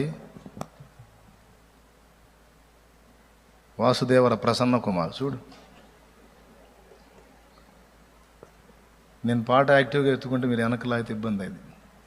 హుషారు మేరేనా వాడికి కూడా చెప్పండి. దేవునికి స్తోత్రం. వీడు అంటాడేంది వెధవాయి అనుకోవాకండమ్మా. లైవ్లో ఉన్నోళ్ళు వీళ్ళు పిల్లలు, అందుకని ఏదో చిన్న పసిబిడ్డల దగ్గర నుంచి నాకు తెలుసు. అయ్యా బాబు అని వీళ్ళని కూడా ఏడనేది, అందుకని మరి నేను అయ్యా బాబా అన్న వాళ్ళు ఇబ్బంది పడతా ఉంటాను. స్తోత్రం చెప్పండి గట్టిగా. దేవదూతలను మనకు ఉపచారము చేయుటకై దేవుడు నియమించాడు. కనుక వాళ్ళు అక్కడ ఎక్కేదనే కాదు, మనకే ఆధిక్యత దేవుడు అనుగ్రహించాడు. అవునా అన్నా? నిజంగా మనకి ఎంత ఆధిక్యత వచ్చింది. అందుకే తోముడు కూడా వచ్చింది. ఆధిక్యత బాగానే ఉంది, మంచి ప్లేసే వచ్చింది. మరి తోముడే నన్న బాధగా ఉంది. తోముడు లేకుండా ఆ ప్లేస్ ఇస్తే ఎంత బాగుండంటే, తోముడు లేకపోతే ఆ ప్లేసుకు పనికిరాం. అందుకే ఎవరికి తగ్గ తోముడు వాళ్ళకి పెట్టాడు దేవుడు. జనాలేమో ఈ తోముడు లేకుండా ప్రార్థన చేయన్న, తోముడు ఎక్కువైందని గొడవ. నేనేమో ఆ మాత్రం ఓర్చుకోపోతే ఎట్లా అమ్మా అంటాను. లేదన్నా అసలు సహించలేకపోతే, తట్టుకోలేకపోతుంది. అది ఎంత ఎక్కువగా మనకి తోముడు జరిగితే అంత ఉన్నతమైన స్థితిలోకి వెళ్ళిపోతాం. అది విషయం, వాస్తవం. అది నేనేదో నవ్వుతా చెప్తున్నాను కానీ వాస్తవం అంతే కదా. వరుసలో పెట్టి నల్లరాయి ఉందండి, దానికేమో మన సుత్తా ఉల్లి తీసుకుని రోజు చెక్కాలైంది. మొలాట తీసుకొని పొడవుగా ఉండేటువంటి కడ్డీ రాళ్ళు అంటారు, పొడవు రాళ్ళు, వాటి మీద మొలాట తీసుకొని 4 దెబ్బలు కొడితే 4 ముక్కలు అయిపోద్ది. చక్కగా తీసి వరుసలో పెట్టేయచ్చు. అదే ఒక శిల్పాన్ని చెక్కాలంటే ఇక దీనికైతేనేమో జస్ట్ ఒక బండరాయిలాగా, ఒక నల్లరాయిలాగా ఒక వరుసలో పెట్టేదానికైతేనేమో ఒక దెబ్బ చాలు. ఒక పొడవాటి కడ్డీ రాయి తీసుకొని ఒక దెబ్బ కొడితే పీస్ అయిపోతూ ఉంటుంది, పెద్ద చాకిరీ ఉండదు. కానీ 10 మంది చూసి అబ్బా ఎంత అద్భుతమైన శిల్పం అని మెచ్చుకోవాలి అంటే ఒక్క దెబ్బతో అయిద్దా? పని కట్టుకొని క్యారేజీకి అన్నం పెట్టుకొని మరి వచ్చి కూర్చొని దాని ముందు కూర్చొని ఇక రోజు పొద్దున్న నుంచి మధ్యాహ్నం దాకా, మధ్యాహ్నం నుంచి సాయంత్రం దాకా బాధిందే బాధుడు. ఎన్ని రోజులు కొడతావయ్యా నన్ను? అచ్చంగా పని కట్టుకొని క్యారేజీకి అన్నం వల్ల పెట్టుకొని వచ్చి మరి తిని మరీ కొడుతున్నావు అంటే, అరవకుండా కూర్చో నేను పని చేస్తున్నాను అంటాడు. ఏంటి అరవకుండా కూర్చుని అనేది? అసలు ఏమన్నా మనసు ఉందా నీకు? ఎంత గాయం అవుతుంది రోజా, ఇంతసేటా? మరి కొంతమంది ఫీలింగ్ అండి, అన్నా ఇప్పుడు శ్రమలు వద్దంటలేదన్నా, మరి ఇంత దారుణం అన్నా, అన్ని వైపుల నుంచి అన్నా అంటారు కొంతమంది. అవును, అన్ని వైపుల నుంచి నీకు శ్రమ తగులుతుంది అంటే అందరికంటే ఎక్కువ ఉన్నతమైన అంతస్తు దేవుడు నీకు ఇవ్వబోతున్నాడు అని అర్థం. హల్లెలూయా! దీన్ని నువ్వు గ్రహించాలి.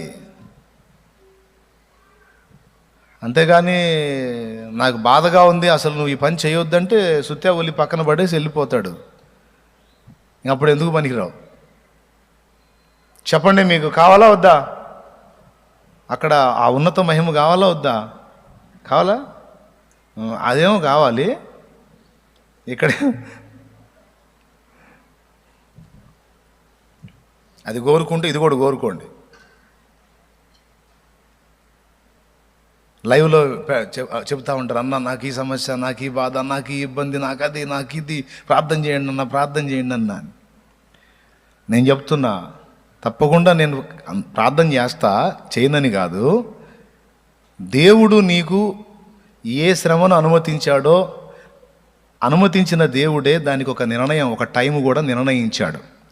ఇంతవరకు ఈ శ్రమ నీకు ఉండాలి, ఆ తర్వాత అది వెళ్ళిపోవాలి, అంతే. నేను చెప్తున్నా, ఖచ్చితంగా ఆయన నిర్ణయ కాలం వచ్చినప్పుడు నువ్వు వెతికినా నీకు అవి కనబడవు అన్న పాడాడు. యేసయ్య నీ కృప తలంచగానే నా శ్రమలు శ్రమలుగా అనిపించలేదే. యేసయ్య నీ కృప తలంచగానే నా శ్రమలు శ్రమలుగా అనిపించలేదే. నీవు నాకిచ్చే మహిమ ఎదుట ఇవి ఎన్నదగినవి కావే. నీవు నాకిచ్చే మహిమ ఎదుట ఇవి ఎన్నదగినవి కావే. సుగుణాల సంపన్నుడా, స్తుతి గానాల వారసుడా, జీవింతును నిత్యము నీ నీడలో, ఆస్వాదింతును నీ మాటల మకరందము. జీవింతును నిత్యము నీ నీడలో, ఆస్వాదింతును నీ మాటల మకరందము. సుగుణాల స్తోత్రం.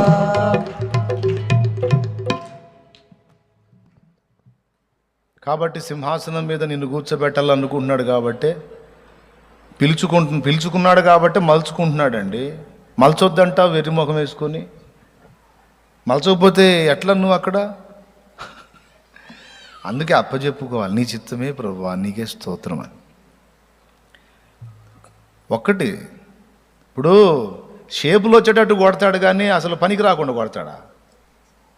ఏం భయమో భయం కాదన్నా, అసలు మామూలుగా అసలు ఇది బయటపడతానో లేదో అర్థం కావట్లేదు, అబ్బా చంపేస్తాడు. ఒకవేళ చంపినా కూడా పరిపూర్ణత నీలో చూసినప్పుడే ఆ పని చేస్తాడే, భయపడవా. ఆయన చక్కడ పని నీ మీద చెయ్యనివ్వు, ఎందుకంటే ప్రణాళిక పెద్దది. ఇక్కడి స్త్రీలు నా కుమారునికి తగిన వారు కారు గనుకనే నువ్వు వెళ్ళి అక్కడి నుంచి తీసుకొని రా అని ఎలియేజర్ను పంపించాడు. ఇప్పుడు తండ్రి అయిన దేవుడు ఎవరిని పంపించాడు? తన కుమారుడైన క్రీస్తుకు పట్టమహేషిగా, వధువుగా, భార్యగా ఉండుటకు తగిన వధువు ఏ లోకంలో ఉందంటే భూలోకంలో ఉంది. అందుకే ఆదరణకర్తను పంపించాడు, పరమ ఎలియాజర్ అయినటువంటి పరిశుద్ధాత్మను పంపాడు. ఇప్పుడు ఈ పరిశుద్ధాత్ముడు వచ్చి ఈయన కూడా భూమి మీద వెతుకుతున్నాడు. వినండి బాగా. అక్కడికి ఎలియాజరు పోయి బావి దగ్గర కూర్చొని, వచ్చిన వాళ్ళందరినీ నేను దర్శిస్తాను, అమ్మా కాసిన నీళ్లు పోయి అంటాను. విధేయత చూపి, నేను అడిగిన మాటకు స్పందించి విధేయత చూపి, నీకును నీ ఒంటెలకును కూడా నేను నీళ్లు పోస్తానన్న విధేయురాలు ఎవరైతే ఉందో ఆమెయే ఇస్సాకుకు భార్య అని కదా, రైట్. అలాగే పరిశుద్ధాత్మ భూమి మీదకి వచ్చి ఎవరు తన మాటకు విధేయత చూపుతారో వారందరినీ వధువులోనికి చేర్చడానికే ప్రయాసపడుతున్నాడు. స్తోత్రం చెప్తారా గట్టిగా? అర్థమైందండి? రైట్. ఇప్పుడు మనందరం విధేయత చూపాం, మనందరినీ కూడా ఇప్పుడు రిబ్కాలో అంటే వధువులోకి చేర్చాడు. సరే, బాగుంది. అక్కడి నుంచి ఆమెను తీశాడు. తీసేటప్పుడు ఎలియాజర్ ఇంకొక పని చేశాడు, ఆమెకు ఆభరణములు ఇవ్వటం మొదలుపెట్టాడు. ఆ ముక్కు కమ్మె ఏదో ఇచ్చాడు. తర్వాత ఇంటికాడికి వెళ్ళి అక్కడి నుంచి తెచ్చేటప్పుడు మరికొన్ని ఆభరణాలు ఆమెకి ఇచ్చాడు, ధరింపజేశాడు. ఆమెను తీసుకొని బయలుదేరాడు. పరిశుద్ధాత్మ కూడా మనల్ని అందరినీ చేతబట్టి మనకు కొన్ని ఆభరణములు ఇస్తాడు. ఆభరణములు అర్థమైందా? ఏం ఆభరణాలు అంటే, మీకు ప్రకటన గ్రంథము 3లోను నీ కళ్ళ దృష్టి బాగా కనబడినట్లు కాటుక నా యొద్ద కొనుము అంటాడు చూడండి.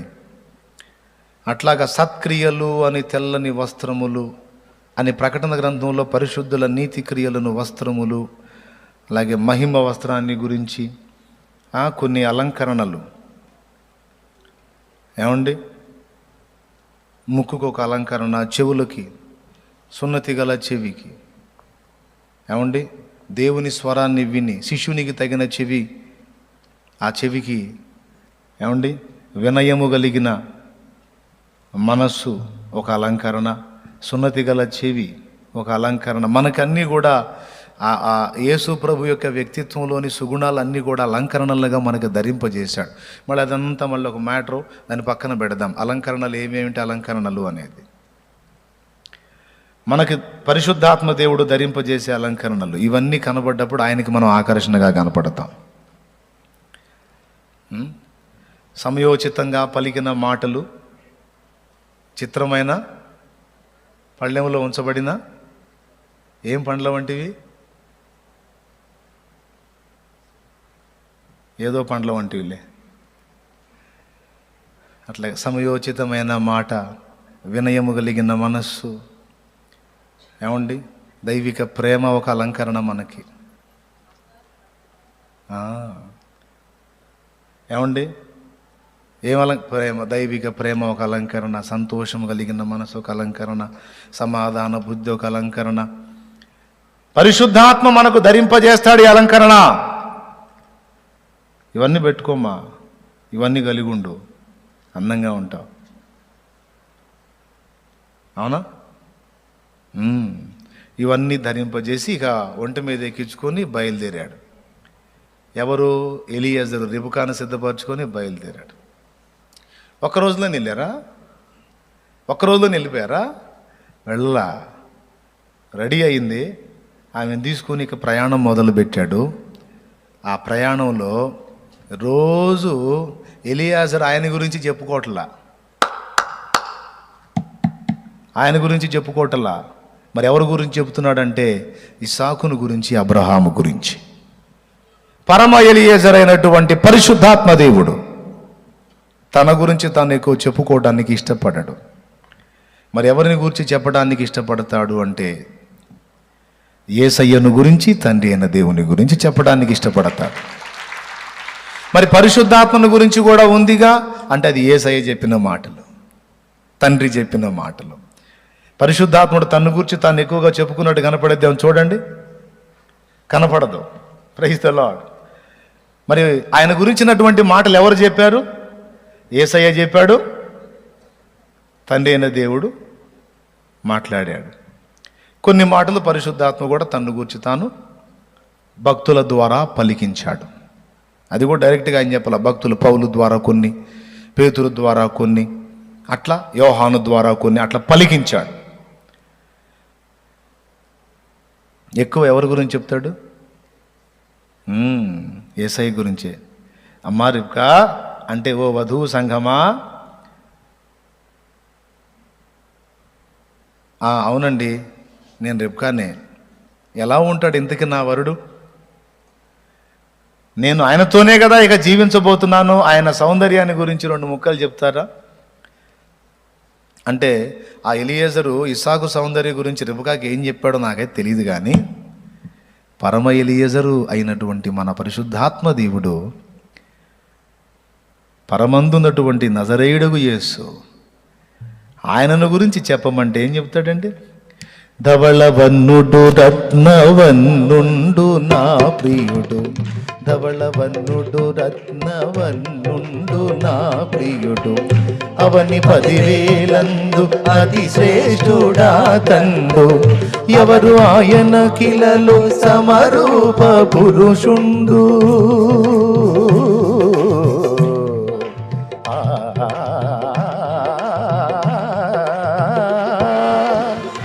ఎవరు ఆయన కిలలో సమరూప పురుషుండు అవలీలగానతని గుర్తింపగలనమ్మ. అవలీలగానతని గుర్తింపగలనమ్మ. ఎంతో సుందరుడమ్మ తాను, నేనెంతో మురిసిపోయాను. ఎంతో సుందరుడమ్మ తాను.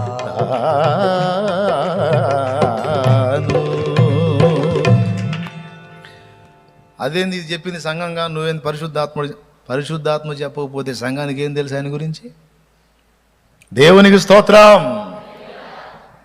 పరిశుద్ధాత్ముడే ఆయన వ్యక్తిత్వాన్ని మనకు చెప్పేది. ఆయనకి ఎక్కడ కోపం వచ్చిద్దో మనకు రాయించి పెట్టాడు, ఎక్కడ సంతోషం కలిగిద్దో రాయించి పెట్టాడు. ఎవరాయన? రైట్. యేసును చేరకముందు సంఘము పరిశుద్ధాత్మతో ప్రయాణం చేయాలి. మనం అనాథలంగా ఒంటరులుగా విడవబడకుండున్నట్లు రక్షణ పొందిన మనందరికీ కూడా నిత్యము మనతోనే ఉండి మనలోనే ఉండి మనల్ని ప్రభువునొద్దకు చేర్చేదానికి సిద్ధపరిచేటువంటి ఆదరణకర్తను నిత్యము మనతో ఉండునట్లు దేవుడు అనుగ్రహించాడండి. ఆత్మ అను సంచకరువును మనకు అనుగ్రహించాడు. ఇది అందరూ బాగా గుర్తుపెట్టుకోవాలి. ఏదో ఒకసారి స్తోత్రం చెప్పండి. ఏది ఎవరున్నారు మనలో? ఎందుకున్నాడు? ఎందుకు వచ్చాడు అసలు ఆయన? చెప్పండి. ఇప్పుడు ఏమర్థమైందో చెప్పండి. ఎందుకు వచ్చాడు? పని లేక వచ్చాడా? ఎందుకు వచ్చాడు? ఏ నోటు కొనుక్కుంటారు. ఎందుకు వచ్చాడంటే ఏం చెబుతాం అన్నా? ఎందుకు కొద్దిగా వచ్చాడులే కానీ అన్నా అంటారా? యేసుకు ఇష్టలనుగా ఆయనతో కూర్చొని సింహాసనం మీద దండము చేతబూని పరిపాలించుటకు తగినటువంటి పాత్రలనుగా మనల్ని సిద్ధపరచడానికి వచ్చాడు. ఎందుకు వచ్చాడు? ఆదరణకర్త అంటే నంబర్ 1 రాసుకో. ఇక వరుసగా ఆదరణకర్త కార్యములు. స్తోత్రం చెప్పు. ఇప్పుడు రాయ్. ఎందుకు వచ్చాడు ఆయన? అసలు ఆయన కార్యం ఏంటి? అసలు ఆయన లక్ష్యం ఏంటి? ఏం పని చేయటానికి వచ్చాడు అంటే మొట్టమొదటిది యేసును గురించి మనకు తెలియపరచుటకు, గ్రహింపు కలిగించుటకు ఆయన వచ్చాడు. ఆయన జోక్యం చేసుకోబట్టే నాకు తెలిసాడు యేసయ్య. తెలుసా? లేకపోతే నాకు తెలియడు.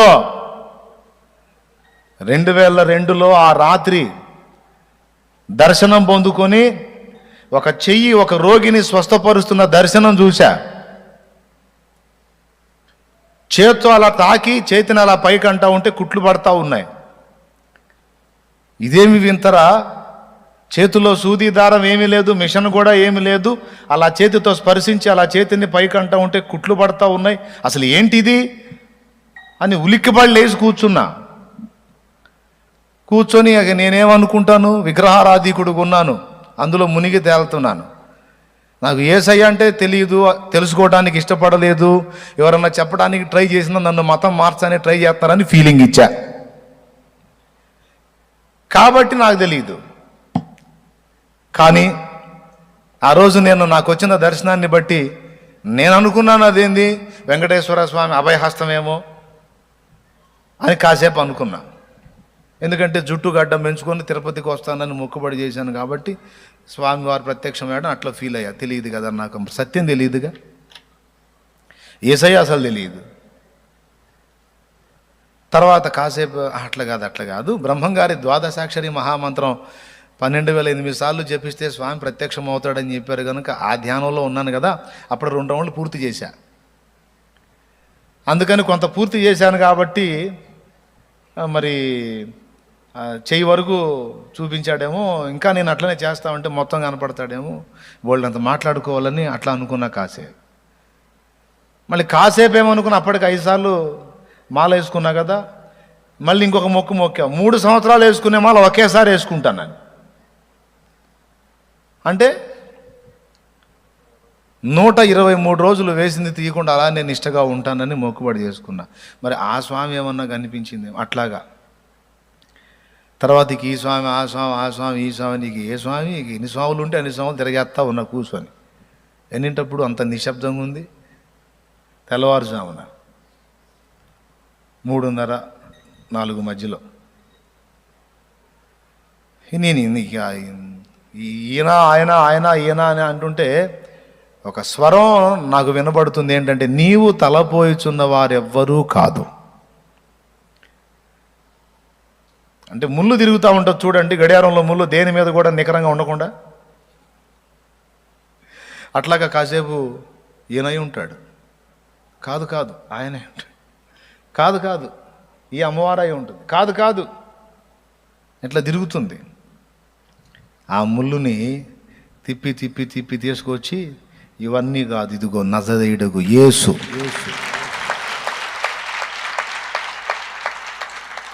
నాకు ఆశ్చర్యం. నీవు తలపోయిచున్న వారెవరు కారు. ఇట్టి కార్యము చేసి నీకు ఆ ప్రత్యక్షత ఇచ్చిన వాడు యేసు. ఇది యేసును గురించి కలిగినది గనుక నీ ఒక్కసారి ఆయన్ని గురించి ఆలోచించు, ఆయన్ని గురించి తెలుసుకో. పరిశుద్ధాత్మ కాచుకొని ఆ రోజు వరకు వేచి ఉండి, నేను చేస్తుంది రైటో కాదో అన్న డౌట్ నాకు ఎప్పుడైతే వచ్చిందో, అన్ని రోజులు రాలా. అప్పటికి మన కష్టాలు క్లైమాక్స్కి వచ్చినాయి. పరాకాష్ఠకు వచ్చి ఇక సావా బతుకన్న మెట్టుకి వెళ్ళిపోయా. సాక్ష్యంలో చెప్పా కదా. ఆ టైంకి ఆ విరక్తిలో అసలు ఇంతమందికి చేస్తున్నా ఒక్కడు కూడా కనికరించట్లేదు, అసలు నేను మొక్కుతుంది నిజంగా దేవుడికేనా అనే డౌట్ ఎప్పుడైతే వచ్చిందో అప్పుడు ఎంటర్ అయ్యాడు పరిశుద్ధాత్ముడు. వెదకుడి చెప్పు, వెదకుడి మీకు దొరుకును. ఆ రాత్రి వెతిక అసలు దేవుడెవరు, వీళ్ళందరూ దేవుడేనా?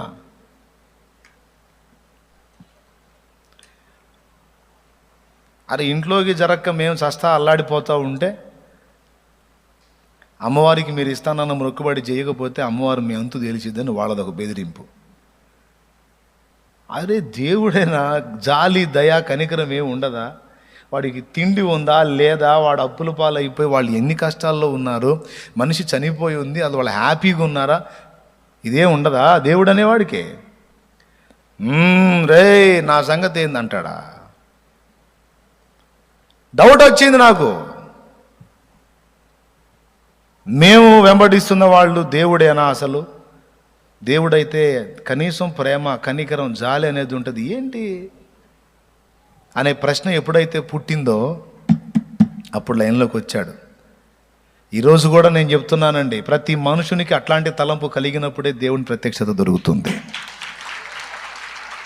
నేనున్నది సత్యమో కాదు అనే ప్రశ్న పుట్టినప్పుడే సత్యం బయలుపరచబడుతుంది. ఏం కాదు, నేనున్నది సత్యమే, ఏం కాదు సత్యమే అన్నప్పుడు ఇక అక్కడే అయిపోతాం. ఇది రైటో రాంగో అన్న ప్రశ్న వేసుకున్నప్పుడే సత్యం మనకు బహిర్గతం అవుతుంది. ఆ టైంకి నన్ను తీసుకొచ్చి నేను అలాగా ప్రశ్నించుకున్నప్పుడు అదే రోజు నైట్ నాకు విజన్ ఇచ్చి నన్ను యేసుని గురించి ఆలోచించేటట్టు చేసిన వాడే ఆదరణకర్త. అల్పుడనయ్యున్న నన్ను చేరదీసితివా, అనాది నీ ప్రేమయే నన్నెంతో బలపరచెనే. అల్పుడనయ్యున్న నన్ను చేరదీసితివా, అనాది నీ ప్రేమయే నన్నెంతో బలపరచెనే. ఆనందభరితుడనై వేచియుందును నీ రాకకై, ఆనందభరితుడనై వేచియుందును నీ రాకకై ఆదరణ కర్తవు అనాథునిగా విడువవు నీ తోడు నాకుండగా ఒంటరిని నడు నీ తోడు నాకుండగా ఒంటరిని కానన్నడు యేసయ్యా నా యేసయ్యా యేసయ్యా నా యేసయ్యా యేసయ్యా నా యేసయ్యా యేసయ్యా నా యేసయ్యా. దేవునికి మహిమ. ఎంతమంది ఒప్పుకుంటారు నేను కూడా అలాంటి అన్వేషణలో ఉన్నప్పుడే నాకు దేవుని ప్రత్యక్షత కలిగిందన్న అన్నోళ్ళు చేతులు ఎత్తండి. మీకు ఆ వెతుకులాట్లోనే దొరికాడు కదా మీకు, అది చాలా చేతులు అది. అంటే మనకు ఆ అన్వేషణ వచ్చిందాక కాచుకున్నాడు మన వెంటే. ఎప్పుడైతే ఆ ప్రశ్న పుట్టిందో అప్పుడు ఆయన ప్రత్యక్షత మనకిచ్చి మనల్ని చేతబట్టుకున్నవాడు పరిశుద్ధాత్మ దేవుడే. తెలుసా, నువ్వు పాపివని నీకు గ్రహింపు కలిగించింది ఆయనే, మారు మనసు అవసరం అని నీకు నేర్పింది ఆయనే, పాప క్షమాపణ నిమిత్తం నువ్వు బాప్తిస్మం పొందాలని నీకు చెప్పింది ఆయనే. అయ్యగారు చెప్పాడు అనుకుంటున్నా, అయ్యగారులో కూర్చొని చెప్పింది ఆయన. అయ్యగారు మాట్లాడితే నీకెట్ట నాటుద్ది? ఎక్కడో ఆ మూల ఎడో కూర్చున్నావు, ఎప్పుడో నువ్వు వచ్చి సంఘానికి. అసలు అయ్యగారు నేను చూడలా, కానీ ఎక్కడో ఒక మూల దైవజనుడికి కనబడకుండా కూర్చున్న నిన్నో ఆ వాక్కుతో సంధించిన వాడు ఆదరణకర్త పరిశుద్ధాత్మ. దేవునికి స్తోత్రం కలుగునుగాక. నీతో మాట్లాడి నిన్ను సిద్ధపరిచి రక్షణలోనికి నడిపించిన వాడు ఆయన. ఎప్పుడయ్యా నిన్ను నీలోనికి ఆయన ప్రవేశించింది అంటే ఈ సంగతులన్నీ నీకు చెప్పినప్పుడు ఒకటొకటిగా నువ్వు విని విధేయత చూపటం మొదలుపెట్టి మొట్టమొదట ఆయన సన్నిధికి వచ్చే విషయంలో విధేయత చూపావు. మందిరానికి వచ్చే విషయంలో వచ్చి వాక్యం విన్నావు. విన్నప్పుడు మారు మనసు పొందాలి అని గ్రహించి మారు మనసు పొందాలి నేను అని నిర్ణయించుకున్నావు. తర్వాత బాప్తిస్మం పొందాలని దేవుని ఆత్మ నీతో మాట్లాడినప్పుడు ఓకే ఐఎమ్ రెడీ, నేను బాప్తిస్మం పొందడానికి ఇంకా ఆలస్యం చెయ్యను అని నువ్వు ఎప్పుడైతే విధేయత చూపావో వెంటనే నిన్ను రక్షణలోనికి నడిపించి ఆయన యేసు రక్తము చేత నిన్ను కడిగి పవిత్రపరిచి నీ లోనికి ఆయన ప్రవేశించి కూర్చున్నాడు. కొంతమంది అంటారు కొర్నేలి ఇంట్లో మరి వాళ్ళు బాప్తిస్మం పొందకముందే పరిశుద్ధాత్ముడు దిగొచ్చాడుగా. పరిశుద్ధాత్మ అభిషేకం ఒక వ్యక్తి మీదికి వచ్చుట వేరు, పరిశుద్ధాత్ముడు వ్యక్తిగా లోపల కూర్చోవటం వేరు. ఆ కార్యం ఎందుకు చేశాడు అంటే పేతురు మనసులో ఉన్న అపోహ తొలగించడానికి. పేతురులో ఒక అపోహ ఉంది, యూదులకు మాత్రమే నేను సువార్తికుణ్ణి, అన్యులను నేను ముట్టను అని అన్యులను అంటరాని వాళ్ళుగా చూశాడు పేతురు. అందుకని పరిశుద్ధాత్మ దేవుడు పేతుర్ని దర్శించి ఒక ప్రత్యక్షత ఇచ్చాడు. దేవుడు పవిత్రపరచిన వారిని అన్యులుగా ఎంచకూడదు, క్రీస్తు యేసు రక్తమును బట్టి యూదులు అన్యులు ఇద్దరూ సమానమే, ఇది సువార్త అనే పాఠాన్ని నేర్పడానికి. మరి మామూలుగా చెప్తే పేతురు వింటాడేమో, కానీ అప్పటి కాలంలో ఉన్న ఈ మత పిచ్చగలిగినటువంటి యూదులు వినరు. క్రైస్తవులు అయ్యారు కానీ మత పిచ్చి బోలా, ఇంకా కొన్ని ఆచారాలు బోలా. అందుకని పేతురుతో పాటు కొర్నేలి ఇంటికి 6 పెద్దల్ని కూడా తీసుకొని పోయాడు.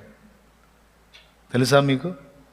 మొత్తం కలిసి వెళ్ళి వాళ్ళ కళ్ళ ముందు పేతురు వాక్యం చెప్తున్నప్పుడు కొర్నేలి ఇంట్లో ఉన్న వాళ్ళందరి మీదకి పరిశుద్ధాత్మ అభిషేకం దించి వాళ్ళందరినీ స్పందింపజేసి దేవుడు సాక్ష్యం ఇస్తున్నాడు.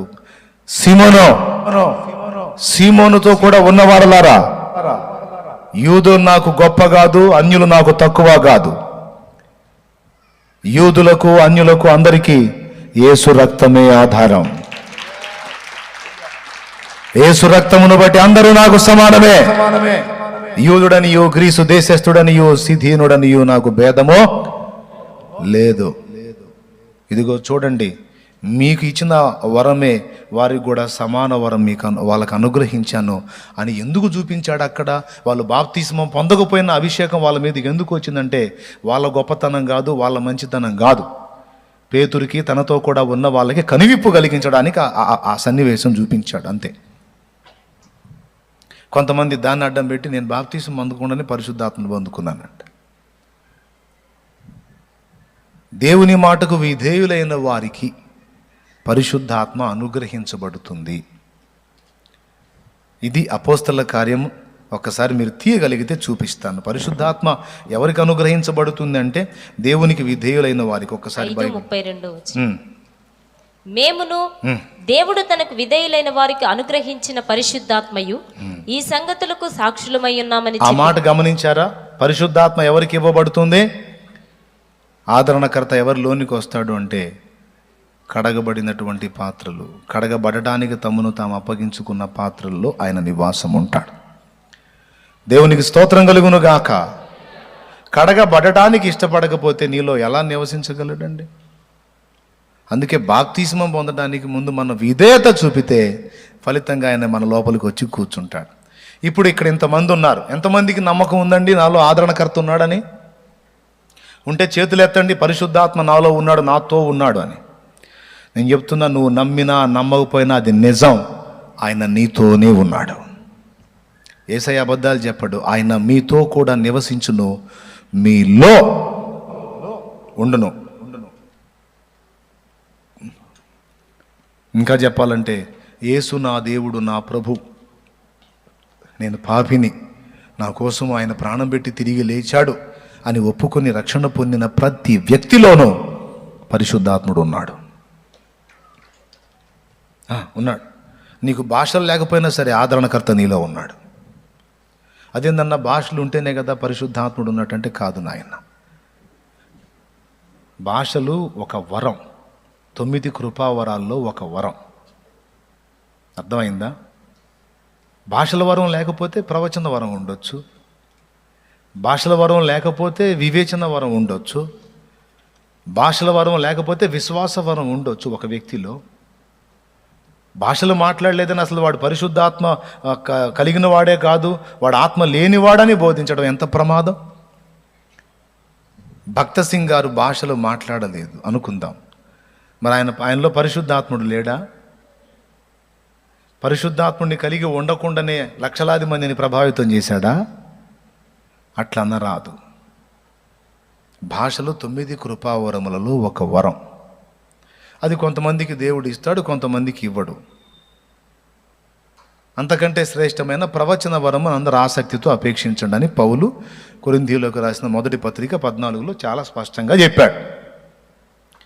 కాబట్టి యేసు నా దేవుడు, నా ప్రభువు, నా రక్షకుడు, నేను పాపిని, ఆయన రక్తంలో కడగబడాలని విశ్వసించి రక్షణ పొందిన ప్రతి బిడ్డలోనూ పరిశుద్ధాత్మ దేవుడు నివాసం ఉన్నాడు. ఇక ఆయన ఏం కార్యాలు చేస్తున్నాడు అంటే మొట్టమొదటిది ఆయన ప్రభువుని గురించి మనకు గ్రహింపు కలిగించడానికి ప్రయత్నిస్తున్నాడు. రెండవది ఆయన పోలికలోనికి మనం రూపాంతరం చెందడానికి మనకు ప్రోత్సాహం ఇస్తున్నాడు. ఎవరైనా పరిశుద్ధాత్మ దేవుడు కనపడతాడా? కనపడడా? మనలోనే ఉంటాడు, కానీ మన కళ్ళకు కనిపించడు. కనిపించకుండా క్రియ చేస్తున్నాడు, మనలోనే ఉంటాడు. ఓకే. 2 ఫస్ట్ది ఏం చెప్పాను? యేసయ్య వ్యక్తిత్వాన్ని మన గ్రహింపు కలిగిస్తున్నాడు, మొదటిది. రెండోది ఆ పోలికలోకి మనల్ని మార్చడానికి ప్రయత్నం చేస్తున్నాడు. 2.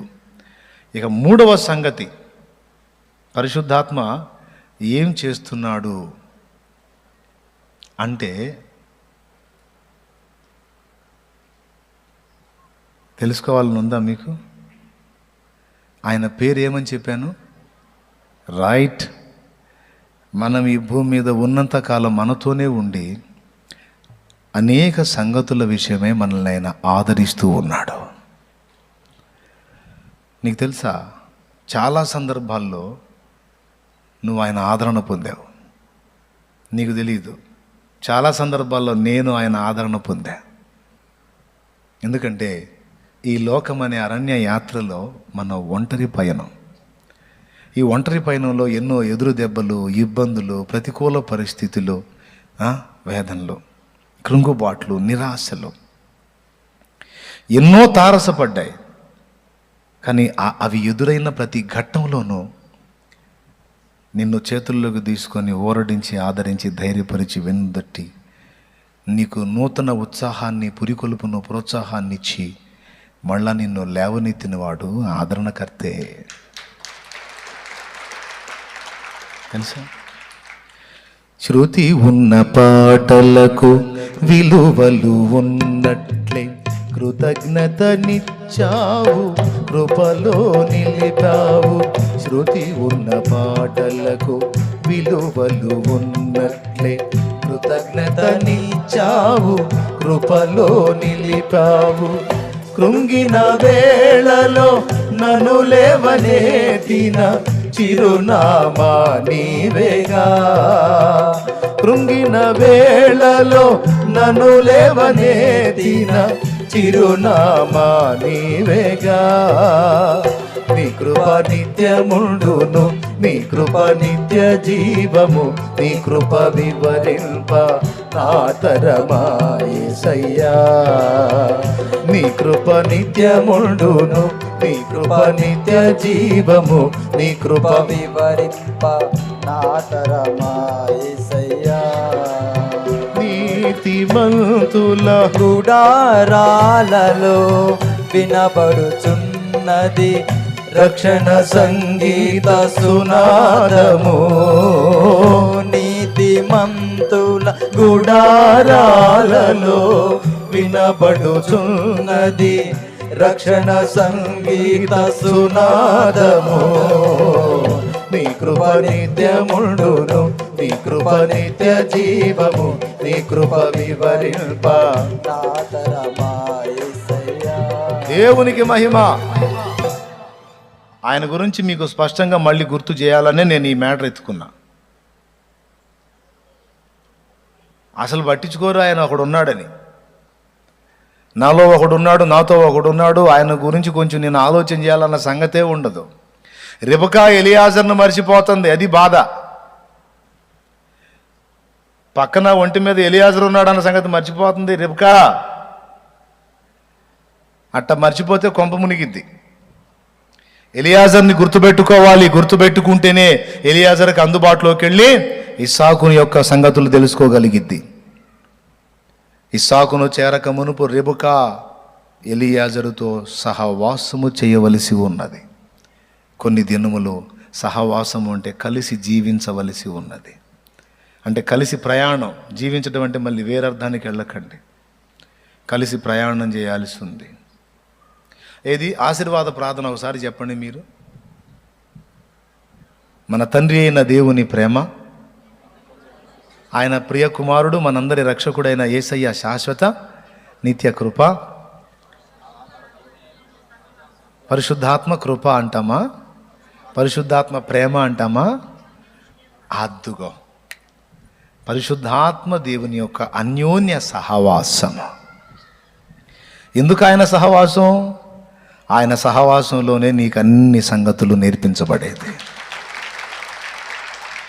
పరిమళించెని నా సాక్ష్య జీవితము, పరిశుద్ధాత్ముడు నన్ను నడిపించుచున్నందునే పరిమళించెని నా సాక్ష్య జీవితమే. పరిశుద్ధాత్ముడు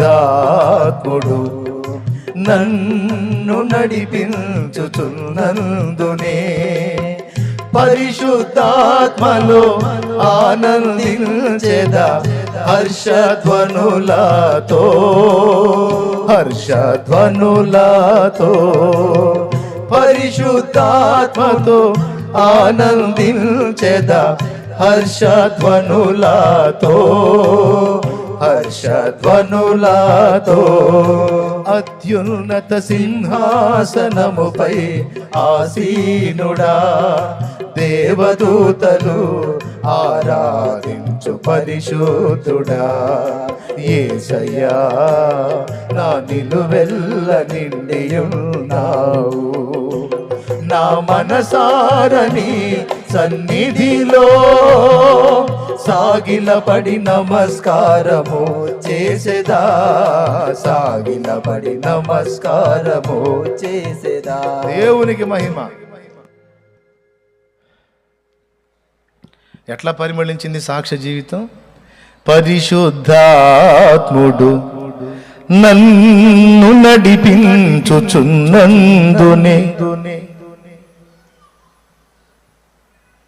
దేవునికి మహిమ. మూడవది, ఆయన మనకు ఆదరణకర్తగా ఉన్నాడు. మనకు గుండె దిటవు, నిబ్బరము, ఆదరణ కలిగిస్తుంది ఆయనే. చాలామంది అంటారు ఒంటరిని అయిపోయాను అన్నయ్య, ఒంటరిని అయిపోయాను అన్నయ్య. ఎవడు చెప్పాడు నీకు ఒంటరివని? నీలో పరిశుద్ధాత్ముడు లేడా? యేసయ్య సన్నిధి నీకు తోడు లేదా? లేడా? అసలు నువ్వు మామూలుగా ఉన్నా కూడా ఒంటరివి కాదు, నీలో పరిశుద్ధాత్ముడు నివాసం ఉంటున్నాడు. నీకెప్పుడు ఎనీ టైం మరొక వ్యక్తి తోడై ఉన్నాడు. అదే కదా చెప్పింది, నిన్ను విడువను ఎడబాయను, నేను నీకు తోడై ఉందును. అంటే అప్పుడప్పుడు తోడై ఉందును అన్నాడా? ఎల్లప్పుడూ మీతో కూడా ఉండుటకాయ. బా, ఎంత భరోసా, ఎంత ధైర్యం! నేను ఒంటరిగా లేను, ఆదరణకర్త నాతో కూడా ఉన్నాడు. ఆయన ఏం చేస్తున్నాడు అంటే యేసును గూర్చి మనకు గ్రహింపు కలిగిస్తున్నాడు. ఆయన పోలికలోనికి మనం రూపాంతరం చెందేటట్టు మనల్ని చెక్కుతున్నాడు. ఆయనను గూర్చిన అనేక సంగతులు మనకు బోధించి మనల్ని సర్వసత్యములోనికి నడిపిస్తున్నాడు. 3, 4వది ఆదరణకర్తగా ఆదరిస్తున్నాడు. 5వది మనలో లోటుపాట్లను దిద్దుబాటు చేస్తున్నాడు. ఆదరణకర్త పరిశుద్ధాత్ముడు. తెలుసా, వంకర టింకర పోతే మన బతుకు అట్లా కాదు ఇది అని నీవు చక్క చేయబడటానికి, సరైన త్రోవలోకి రావడానికి నీకు బలము కలిగిస్తున్నాడు. యెహెజ్కేలుకి దేవుని వాక్కు ప్రత్యక్షమై, నరపుత్రుడా నరపుత్రుడా నీవు చక్కగా నిలువుమో, నేను నీతో మాట్లాడాలని దేవుడు అంటే యెహెజ్కేలు వల్ల గాల నిలబడటానికి. అప్పుడు ఆత్మ నాలోనికి వచ్చి నన్ను నిలబెట్టిను. ఈరోజు ఎన్ని రకాల శోధనలు ఎదురైనా ఇంకా నీ విశ్వాసం నిలిచి ఉంది, నువ్వు లైన్లో ఉన్నావు, దేవునికి అందుబాటులో ఉన్నావంటే అది నీ గొప్పతనం కాదు, నీలో ఉండి నిన్ను నిలబెట్టిన పరిశుద్ధాత్మ దేవుని గొప్పతనం. నాలో నీ ఉండుటే నీలో నేనుండుటే నా ఆత్మీయ అనుభవమే పరిశుద్ధాత్ముని అభిషేకముచే నే పరిపూర్ణత చెందేదా. నాలో నీ ఉండుటే నీలో నేనుండుటే నా ఆత్మీయ అనుభవమే పరిశుద్ధాత్ముని అభిషేకముతో పరిపూర్ణత చెందేదా. ఆహ నా ధన్యత, ఓహో నా భాగ్యము, ఏమని వివరింతును ఏమని వివరింతును. ఆహ నా ధన్యత, ఓహో నా భాగ్యము, ఏమని వివరింతును ఏమని వివరింతును. నేనెందుకని నీ సొత్తుగా మారితిని యేసయ్యా నీ రక్తముచే కడుగబడినందున నీ అనాది ప్రణాళికలో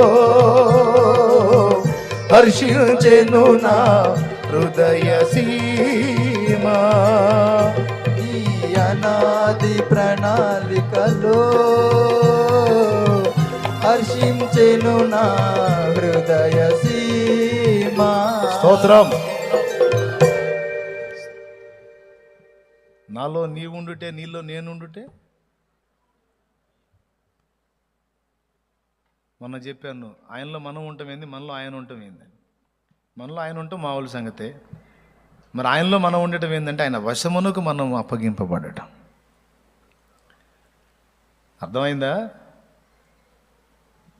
మనం ఒక వేరు వ్యక్తిగా ఉన్నప్పటికీ మనం ఆయన వశానికి, ఎవరి వశానికి? మనలో నివసిస్తున్న పరిశుద్ధాత్మ వశానికి మనల్ని మనం అప్పగించుకున్నప్పుడు మనం ఆయనలో ఉన్నట్టు అవుతుంది.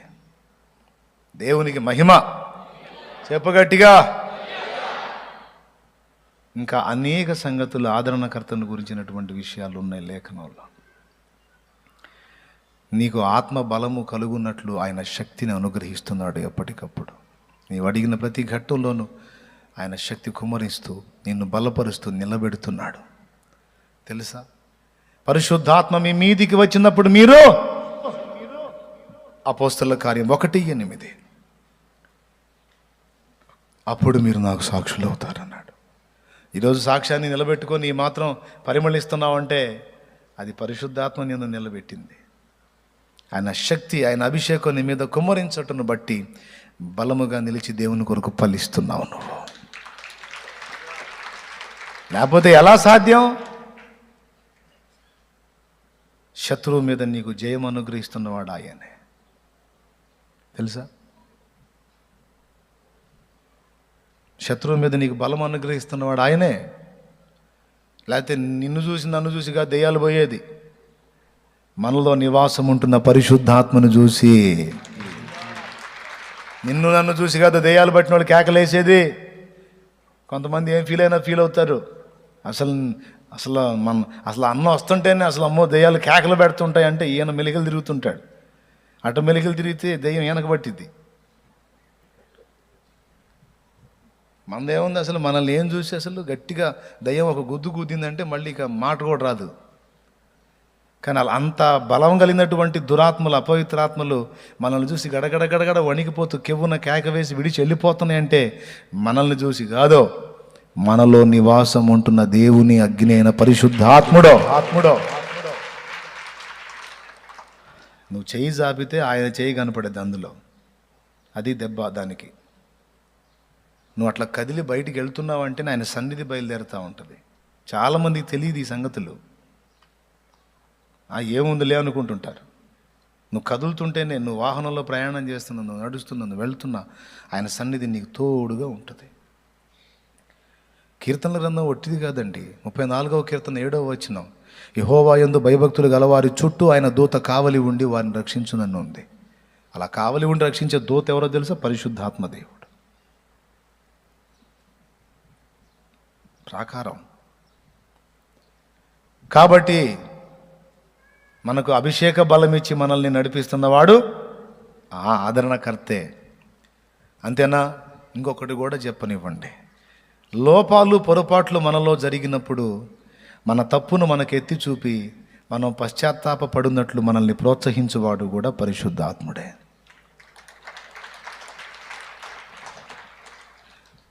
దురాత్మ కూడా పశ్చాత్తాపంలోకి నడిపించిద్ది, కానీ అతి పశ్చాత్తాపంలోకి నడిపించి చచ్చేటట్టు చేసిద్ది. పరిశుద్ధాత్మ అట్లా కాదు. పశ్చాత్తాపంలోకి నడిపిస్తాడు.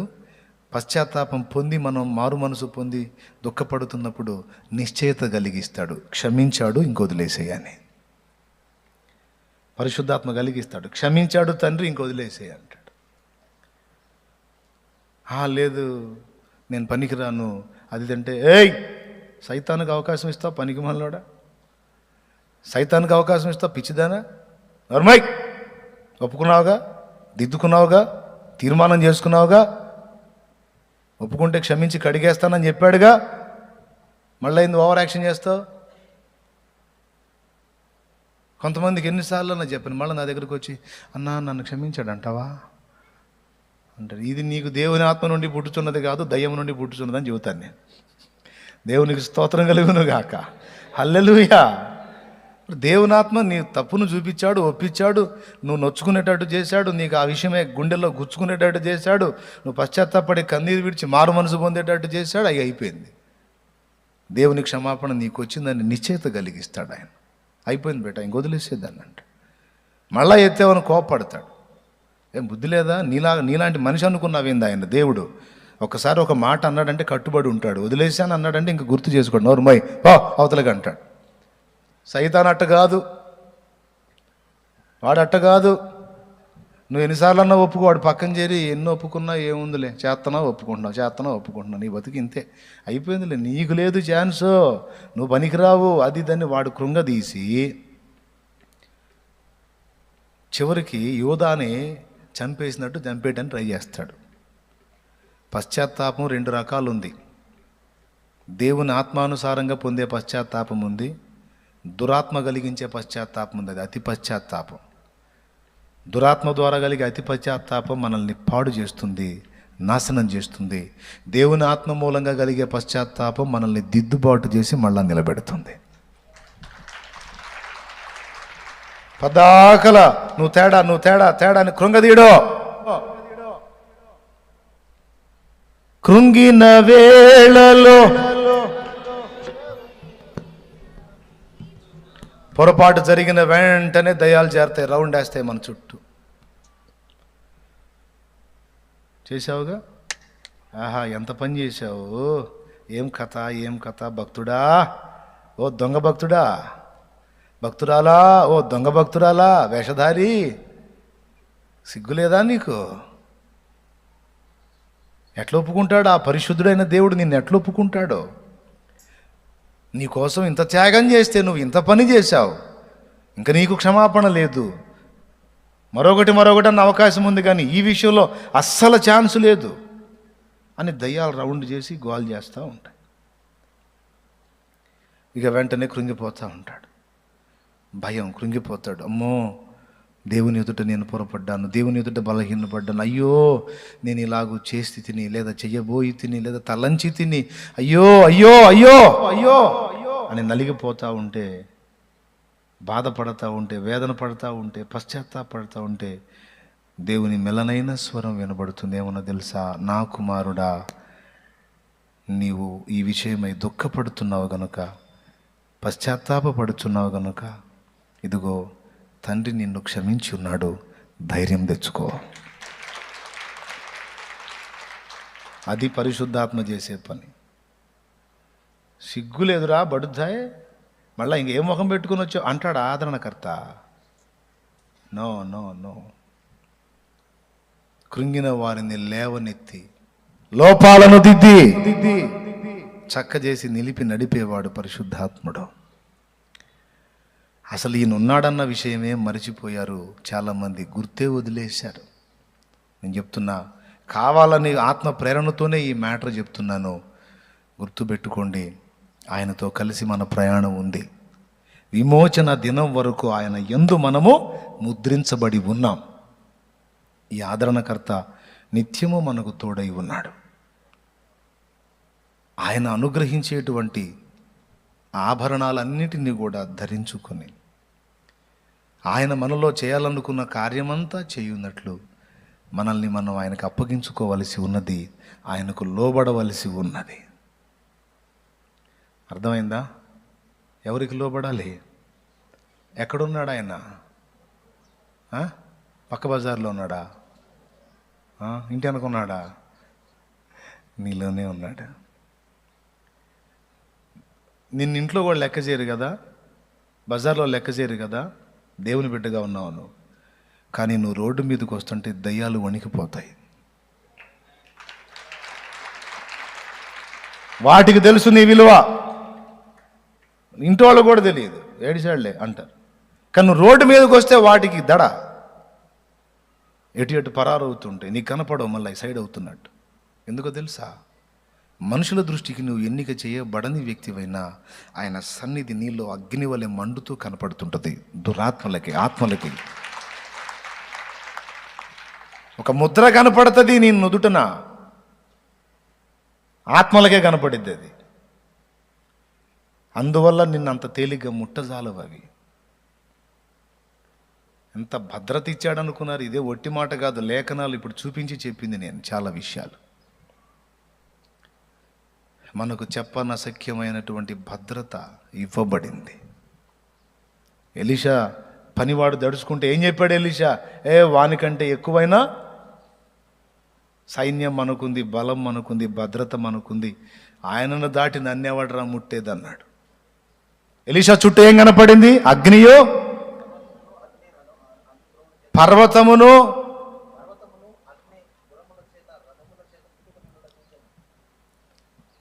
కాబట్టి ఈ సంగతులన్నీ మీరు గ్రహించి ముఖ్యంగా పరిశుద్ధాత్ముని గురించి, ఆదరణకర్త గురించి కొంచెం ఆలోచిస్తారని, తెలియని వాళ్ళకి అవగాహన కల్పిస్తారని చెప్తున్నాను నేను. హల్లెలూయా, హల్లెలూయా. ఇప్పుడు మనం వేరే దేశం వెళ్ళాలి, అమెరికానే వెళ్ళాలనుకోండి. మనకి ఇంగ్లీషు రాదు, మనకి తీసుకెళ్ళడానికి మరి అసలు ఇంగ్లీష్ వచ్చినా అక్కడ పరిస్థితులు ఏంటో, ఎక్కడ ఫ్లైట్ దిగాలో, ఎక్కడ ఫ్లైట్ ఎక్కాలో, ఏం చేయాలో, ఎక్కడ ఏందో ఏమీ తెలియదు. ఈ ఊరు తప్ప మనకి ఏ ఊరు తెలియదు. కానీ మనం ఆడికి వెళ్ళాలి. వెళ్ళాలంటే ఏం చేయాలి? తెలిసిన ఒకడిని మన వెంట కలిగి ఉండాలి. ఒక వ్యక్తి మనతో కూడా ఉంటానని వచ్చాడు, నేను తీసుకెళ్తాను, తీసుకొస్తానని వచ్చినప్పుడు మనం ఏం చేయాలి? అమెరికా సంగతి తర్వాత ముందు అక్కడికి తీసుకెళ్ళి మనల్ని చేర్చేవాని గురించి కొంచెమైనా గ్రహింపు కలిగి ఉండాలి. అతను వదిలేసి తిరగకూడదు. తిరిగితే అమెరికా కాదు కదా, ఎడిపోతాం కూడా తెలీదు. అమెరికాకి మనల్ని చేర్చేటువంటి సపోర్టర్ ఎవరైతే మనకు అనుగ్రహించబడ్డాడో అతన్ని చెయ్యి వదలకుండా జాగ్రత్త పడాలి. ఆయన పరిశుద్ధాత్ముడు. కాబట్టి మీరందరూ కూడా ఈ సంగతులు గ్రహింపు కలిగి ఆ పరిశుద్ధాత్మ దేవునికి మిమ్మల్ని మీరు అప్పగించుకొని, ఆయన వశానికి అప్పగించుకొని, ఆయన అనుగ్రహించేటువంటి సకల సంగతులు అన్నీ స్వతంత్రించుకొని ఆ సింహాసనం మీద కూర్చోవడానికి తగిన పాత్రలుగా సిద్ధమవ్వాలనేది నా కోరిక. ఇప్పుడు ఇన్ని రోజులు చెప్పుకుంటా తీసుకొచ్చాడా ఎవరికి? రెబుకాకి. తీరా రెబుకా ఆ ప్లేస్లోకి రాగానే ఇస్సాకు పొలములో ధ్యానింప వెళ్ళాడు. బాగా వినండి, పొలము. ఇస్సాకు ఇంట్లో లేడు, వినాలి. తండ్రి ఇంట్లో ఉన్నాడా? తండ్రి గుడారంలో ఉన్నాడా? పోనీ తన సొంత గుడారంలో అయినా ఉన్నాడా? ఊళ్ళో ఉన్నాడా? పొలంలో ఉన్నాడా? ఓకే, ఇస్సాకు గుడారంలో నుంచి పొలంలోకి వచ్చాడు.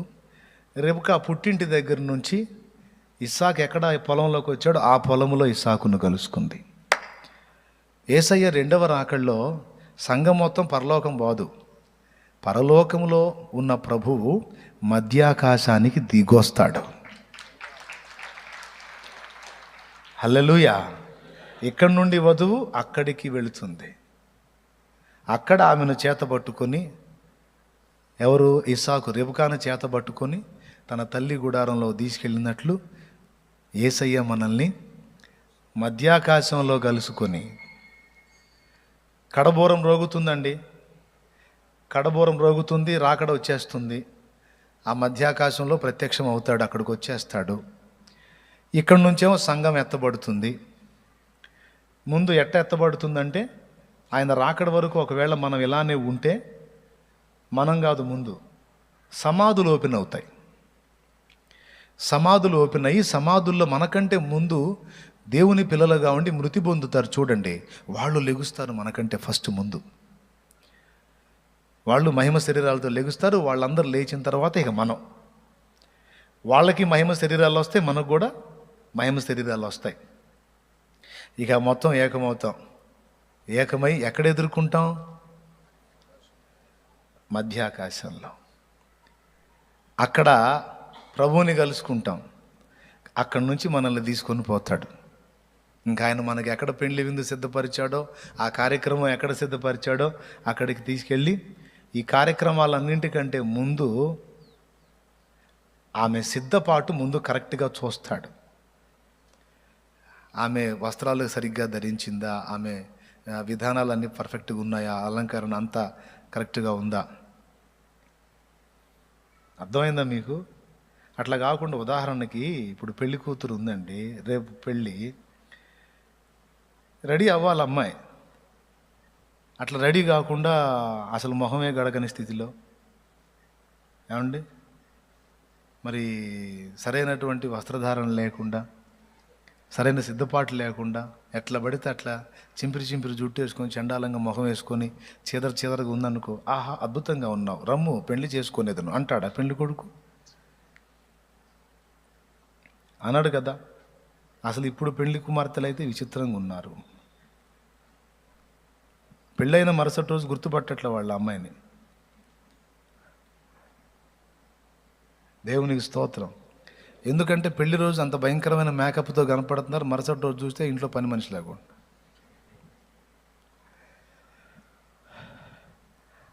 అంటే ఆ రేంజ్లో సిద్ధపడితే కానీ వాళ్ళు నచ్చలేదన్నమాట. కాబట్టి ఇక్కడ వధువు కరెక్ట్గా సిద్ధపడాలి. సిద్ధపడిందా లేదా, ఎలా ఉంది అనేది పరీక్ష. అలాగే మనందరం కూడా క్రీస్తు వధువు గనుక ఫస్ట్ మన యోగ్యత సిద్ధపాటు స్థితిగతులన్నీ పరీక్షించుట కొరకు న్యాయపీఠపు తీర్పు ఉంటుంది.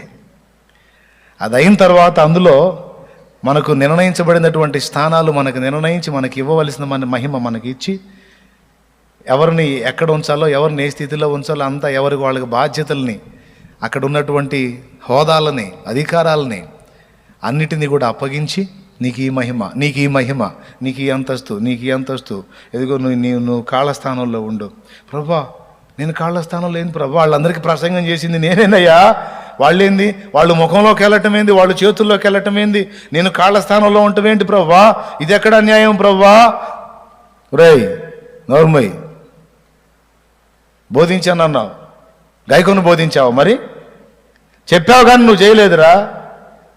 నువ్వు చెప్పినట్టు వాళ్ళు ఫాలో అయ్యారు, వాళ్ళకి చెప్పిన నువ్వేమో వాటిని ఫాలో అవ్వలా. నరకం తప్పించుకున్నావు, బతికిపోయావు, నోరు మూసుకొని పో. ఇక్కడికి వచ్చిందే గొప్ప, నువ్వు ఇంకా నోరు మూసుకొని పో. కాళ్ళంటే నీచేస్తాను, చేతులంటే ఉచ్చేస్తాను. చేయి తగిలితే ఎవరికే ఫీలింగ్ ఉండదు, కాలు తగిలితే కూర్చున్నాడండి, పోతా చేయి తగిలింది, మనం సారీ చెప్పాల్సిన అవసరం కూడా లేదు, చూశాడు అనుకో అంటే అయిపోయింది. పోతా కాలు తగిలింది అనుకో, అరే అది కూడా శరీరంలో భాగమేగా, అయినా కూడా అది నీచ స్థానంలో ఉన్న భాగం కాబట్టి దానికి విలువ తక్కువ. కొంతమంది రేపు అక్కడ విలువైన వాళ్ళు ఉంటారు, విలువ లేని వాళ్ళు కూడా ఉంటారు. ఇది డిక్లేర్ చేయడానికే అక్కడ ఈ పరీక్షా కార్యక్రమం, న్యాయపీఠం ఉంటుంది.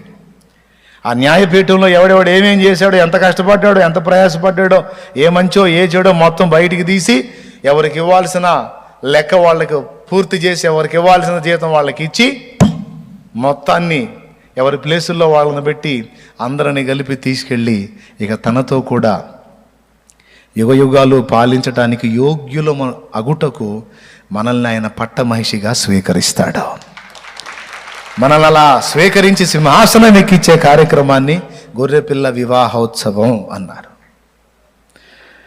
కొత్త పెళ్లి కూతురు కోయిలమ్మ,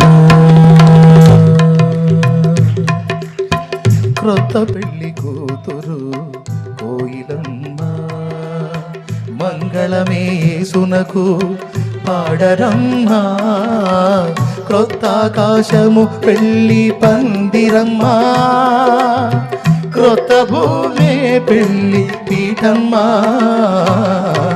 క్రొత్త పెళ్లి కూతురు కోయిలమ్మా.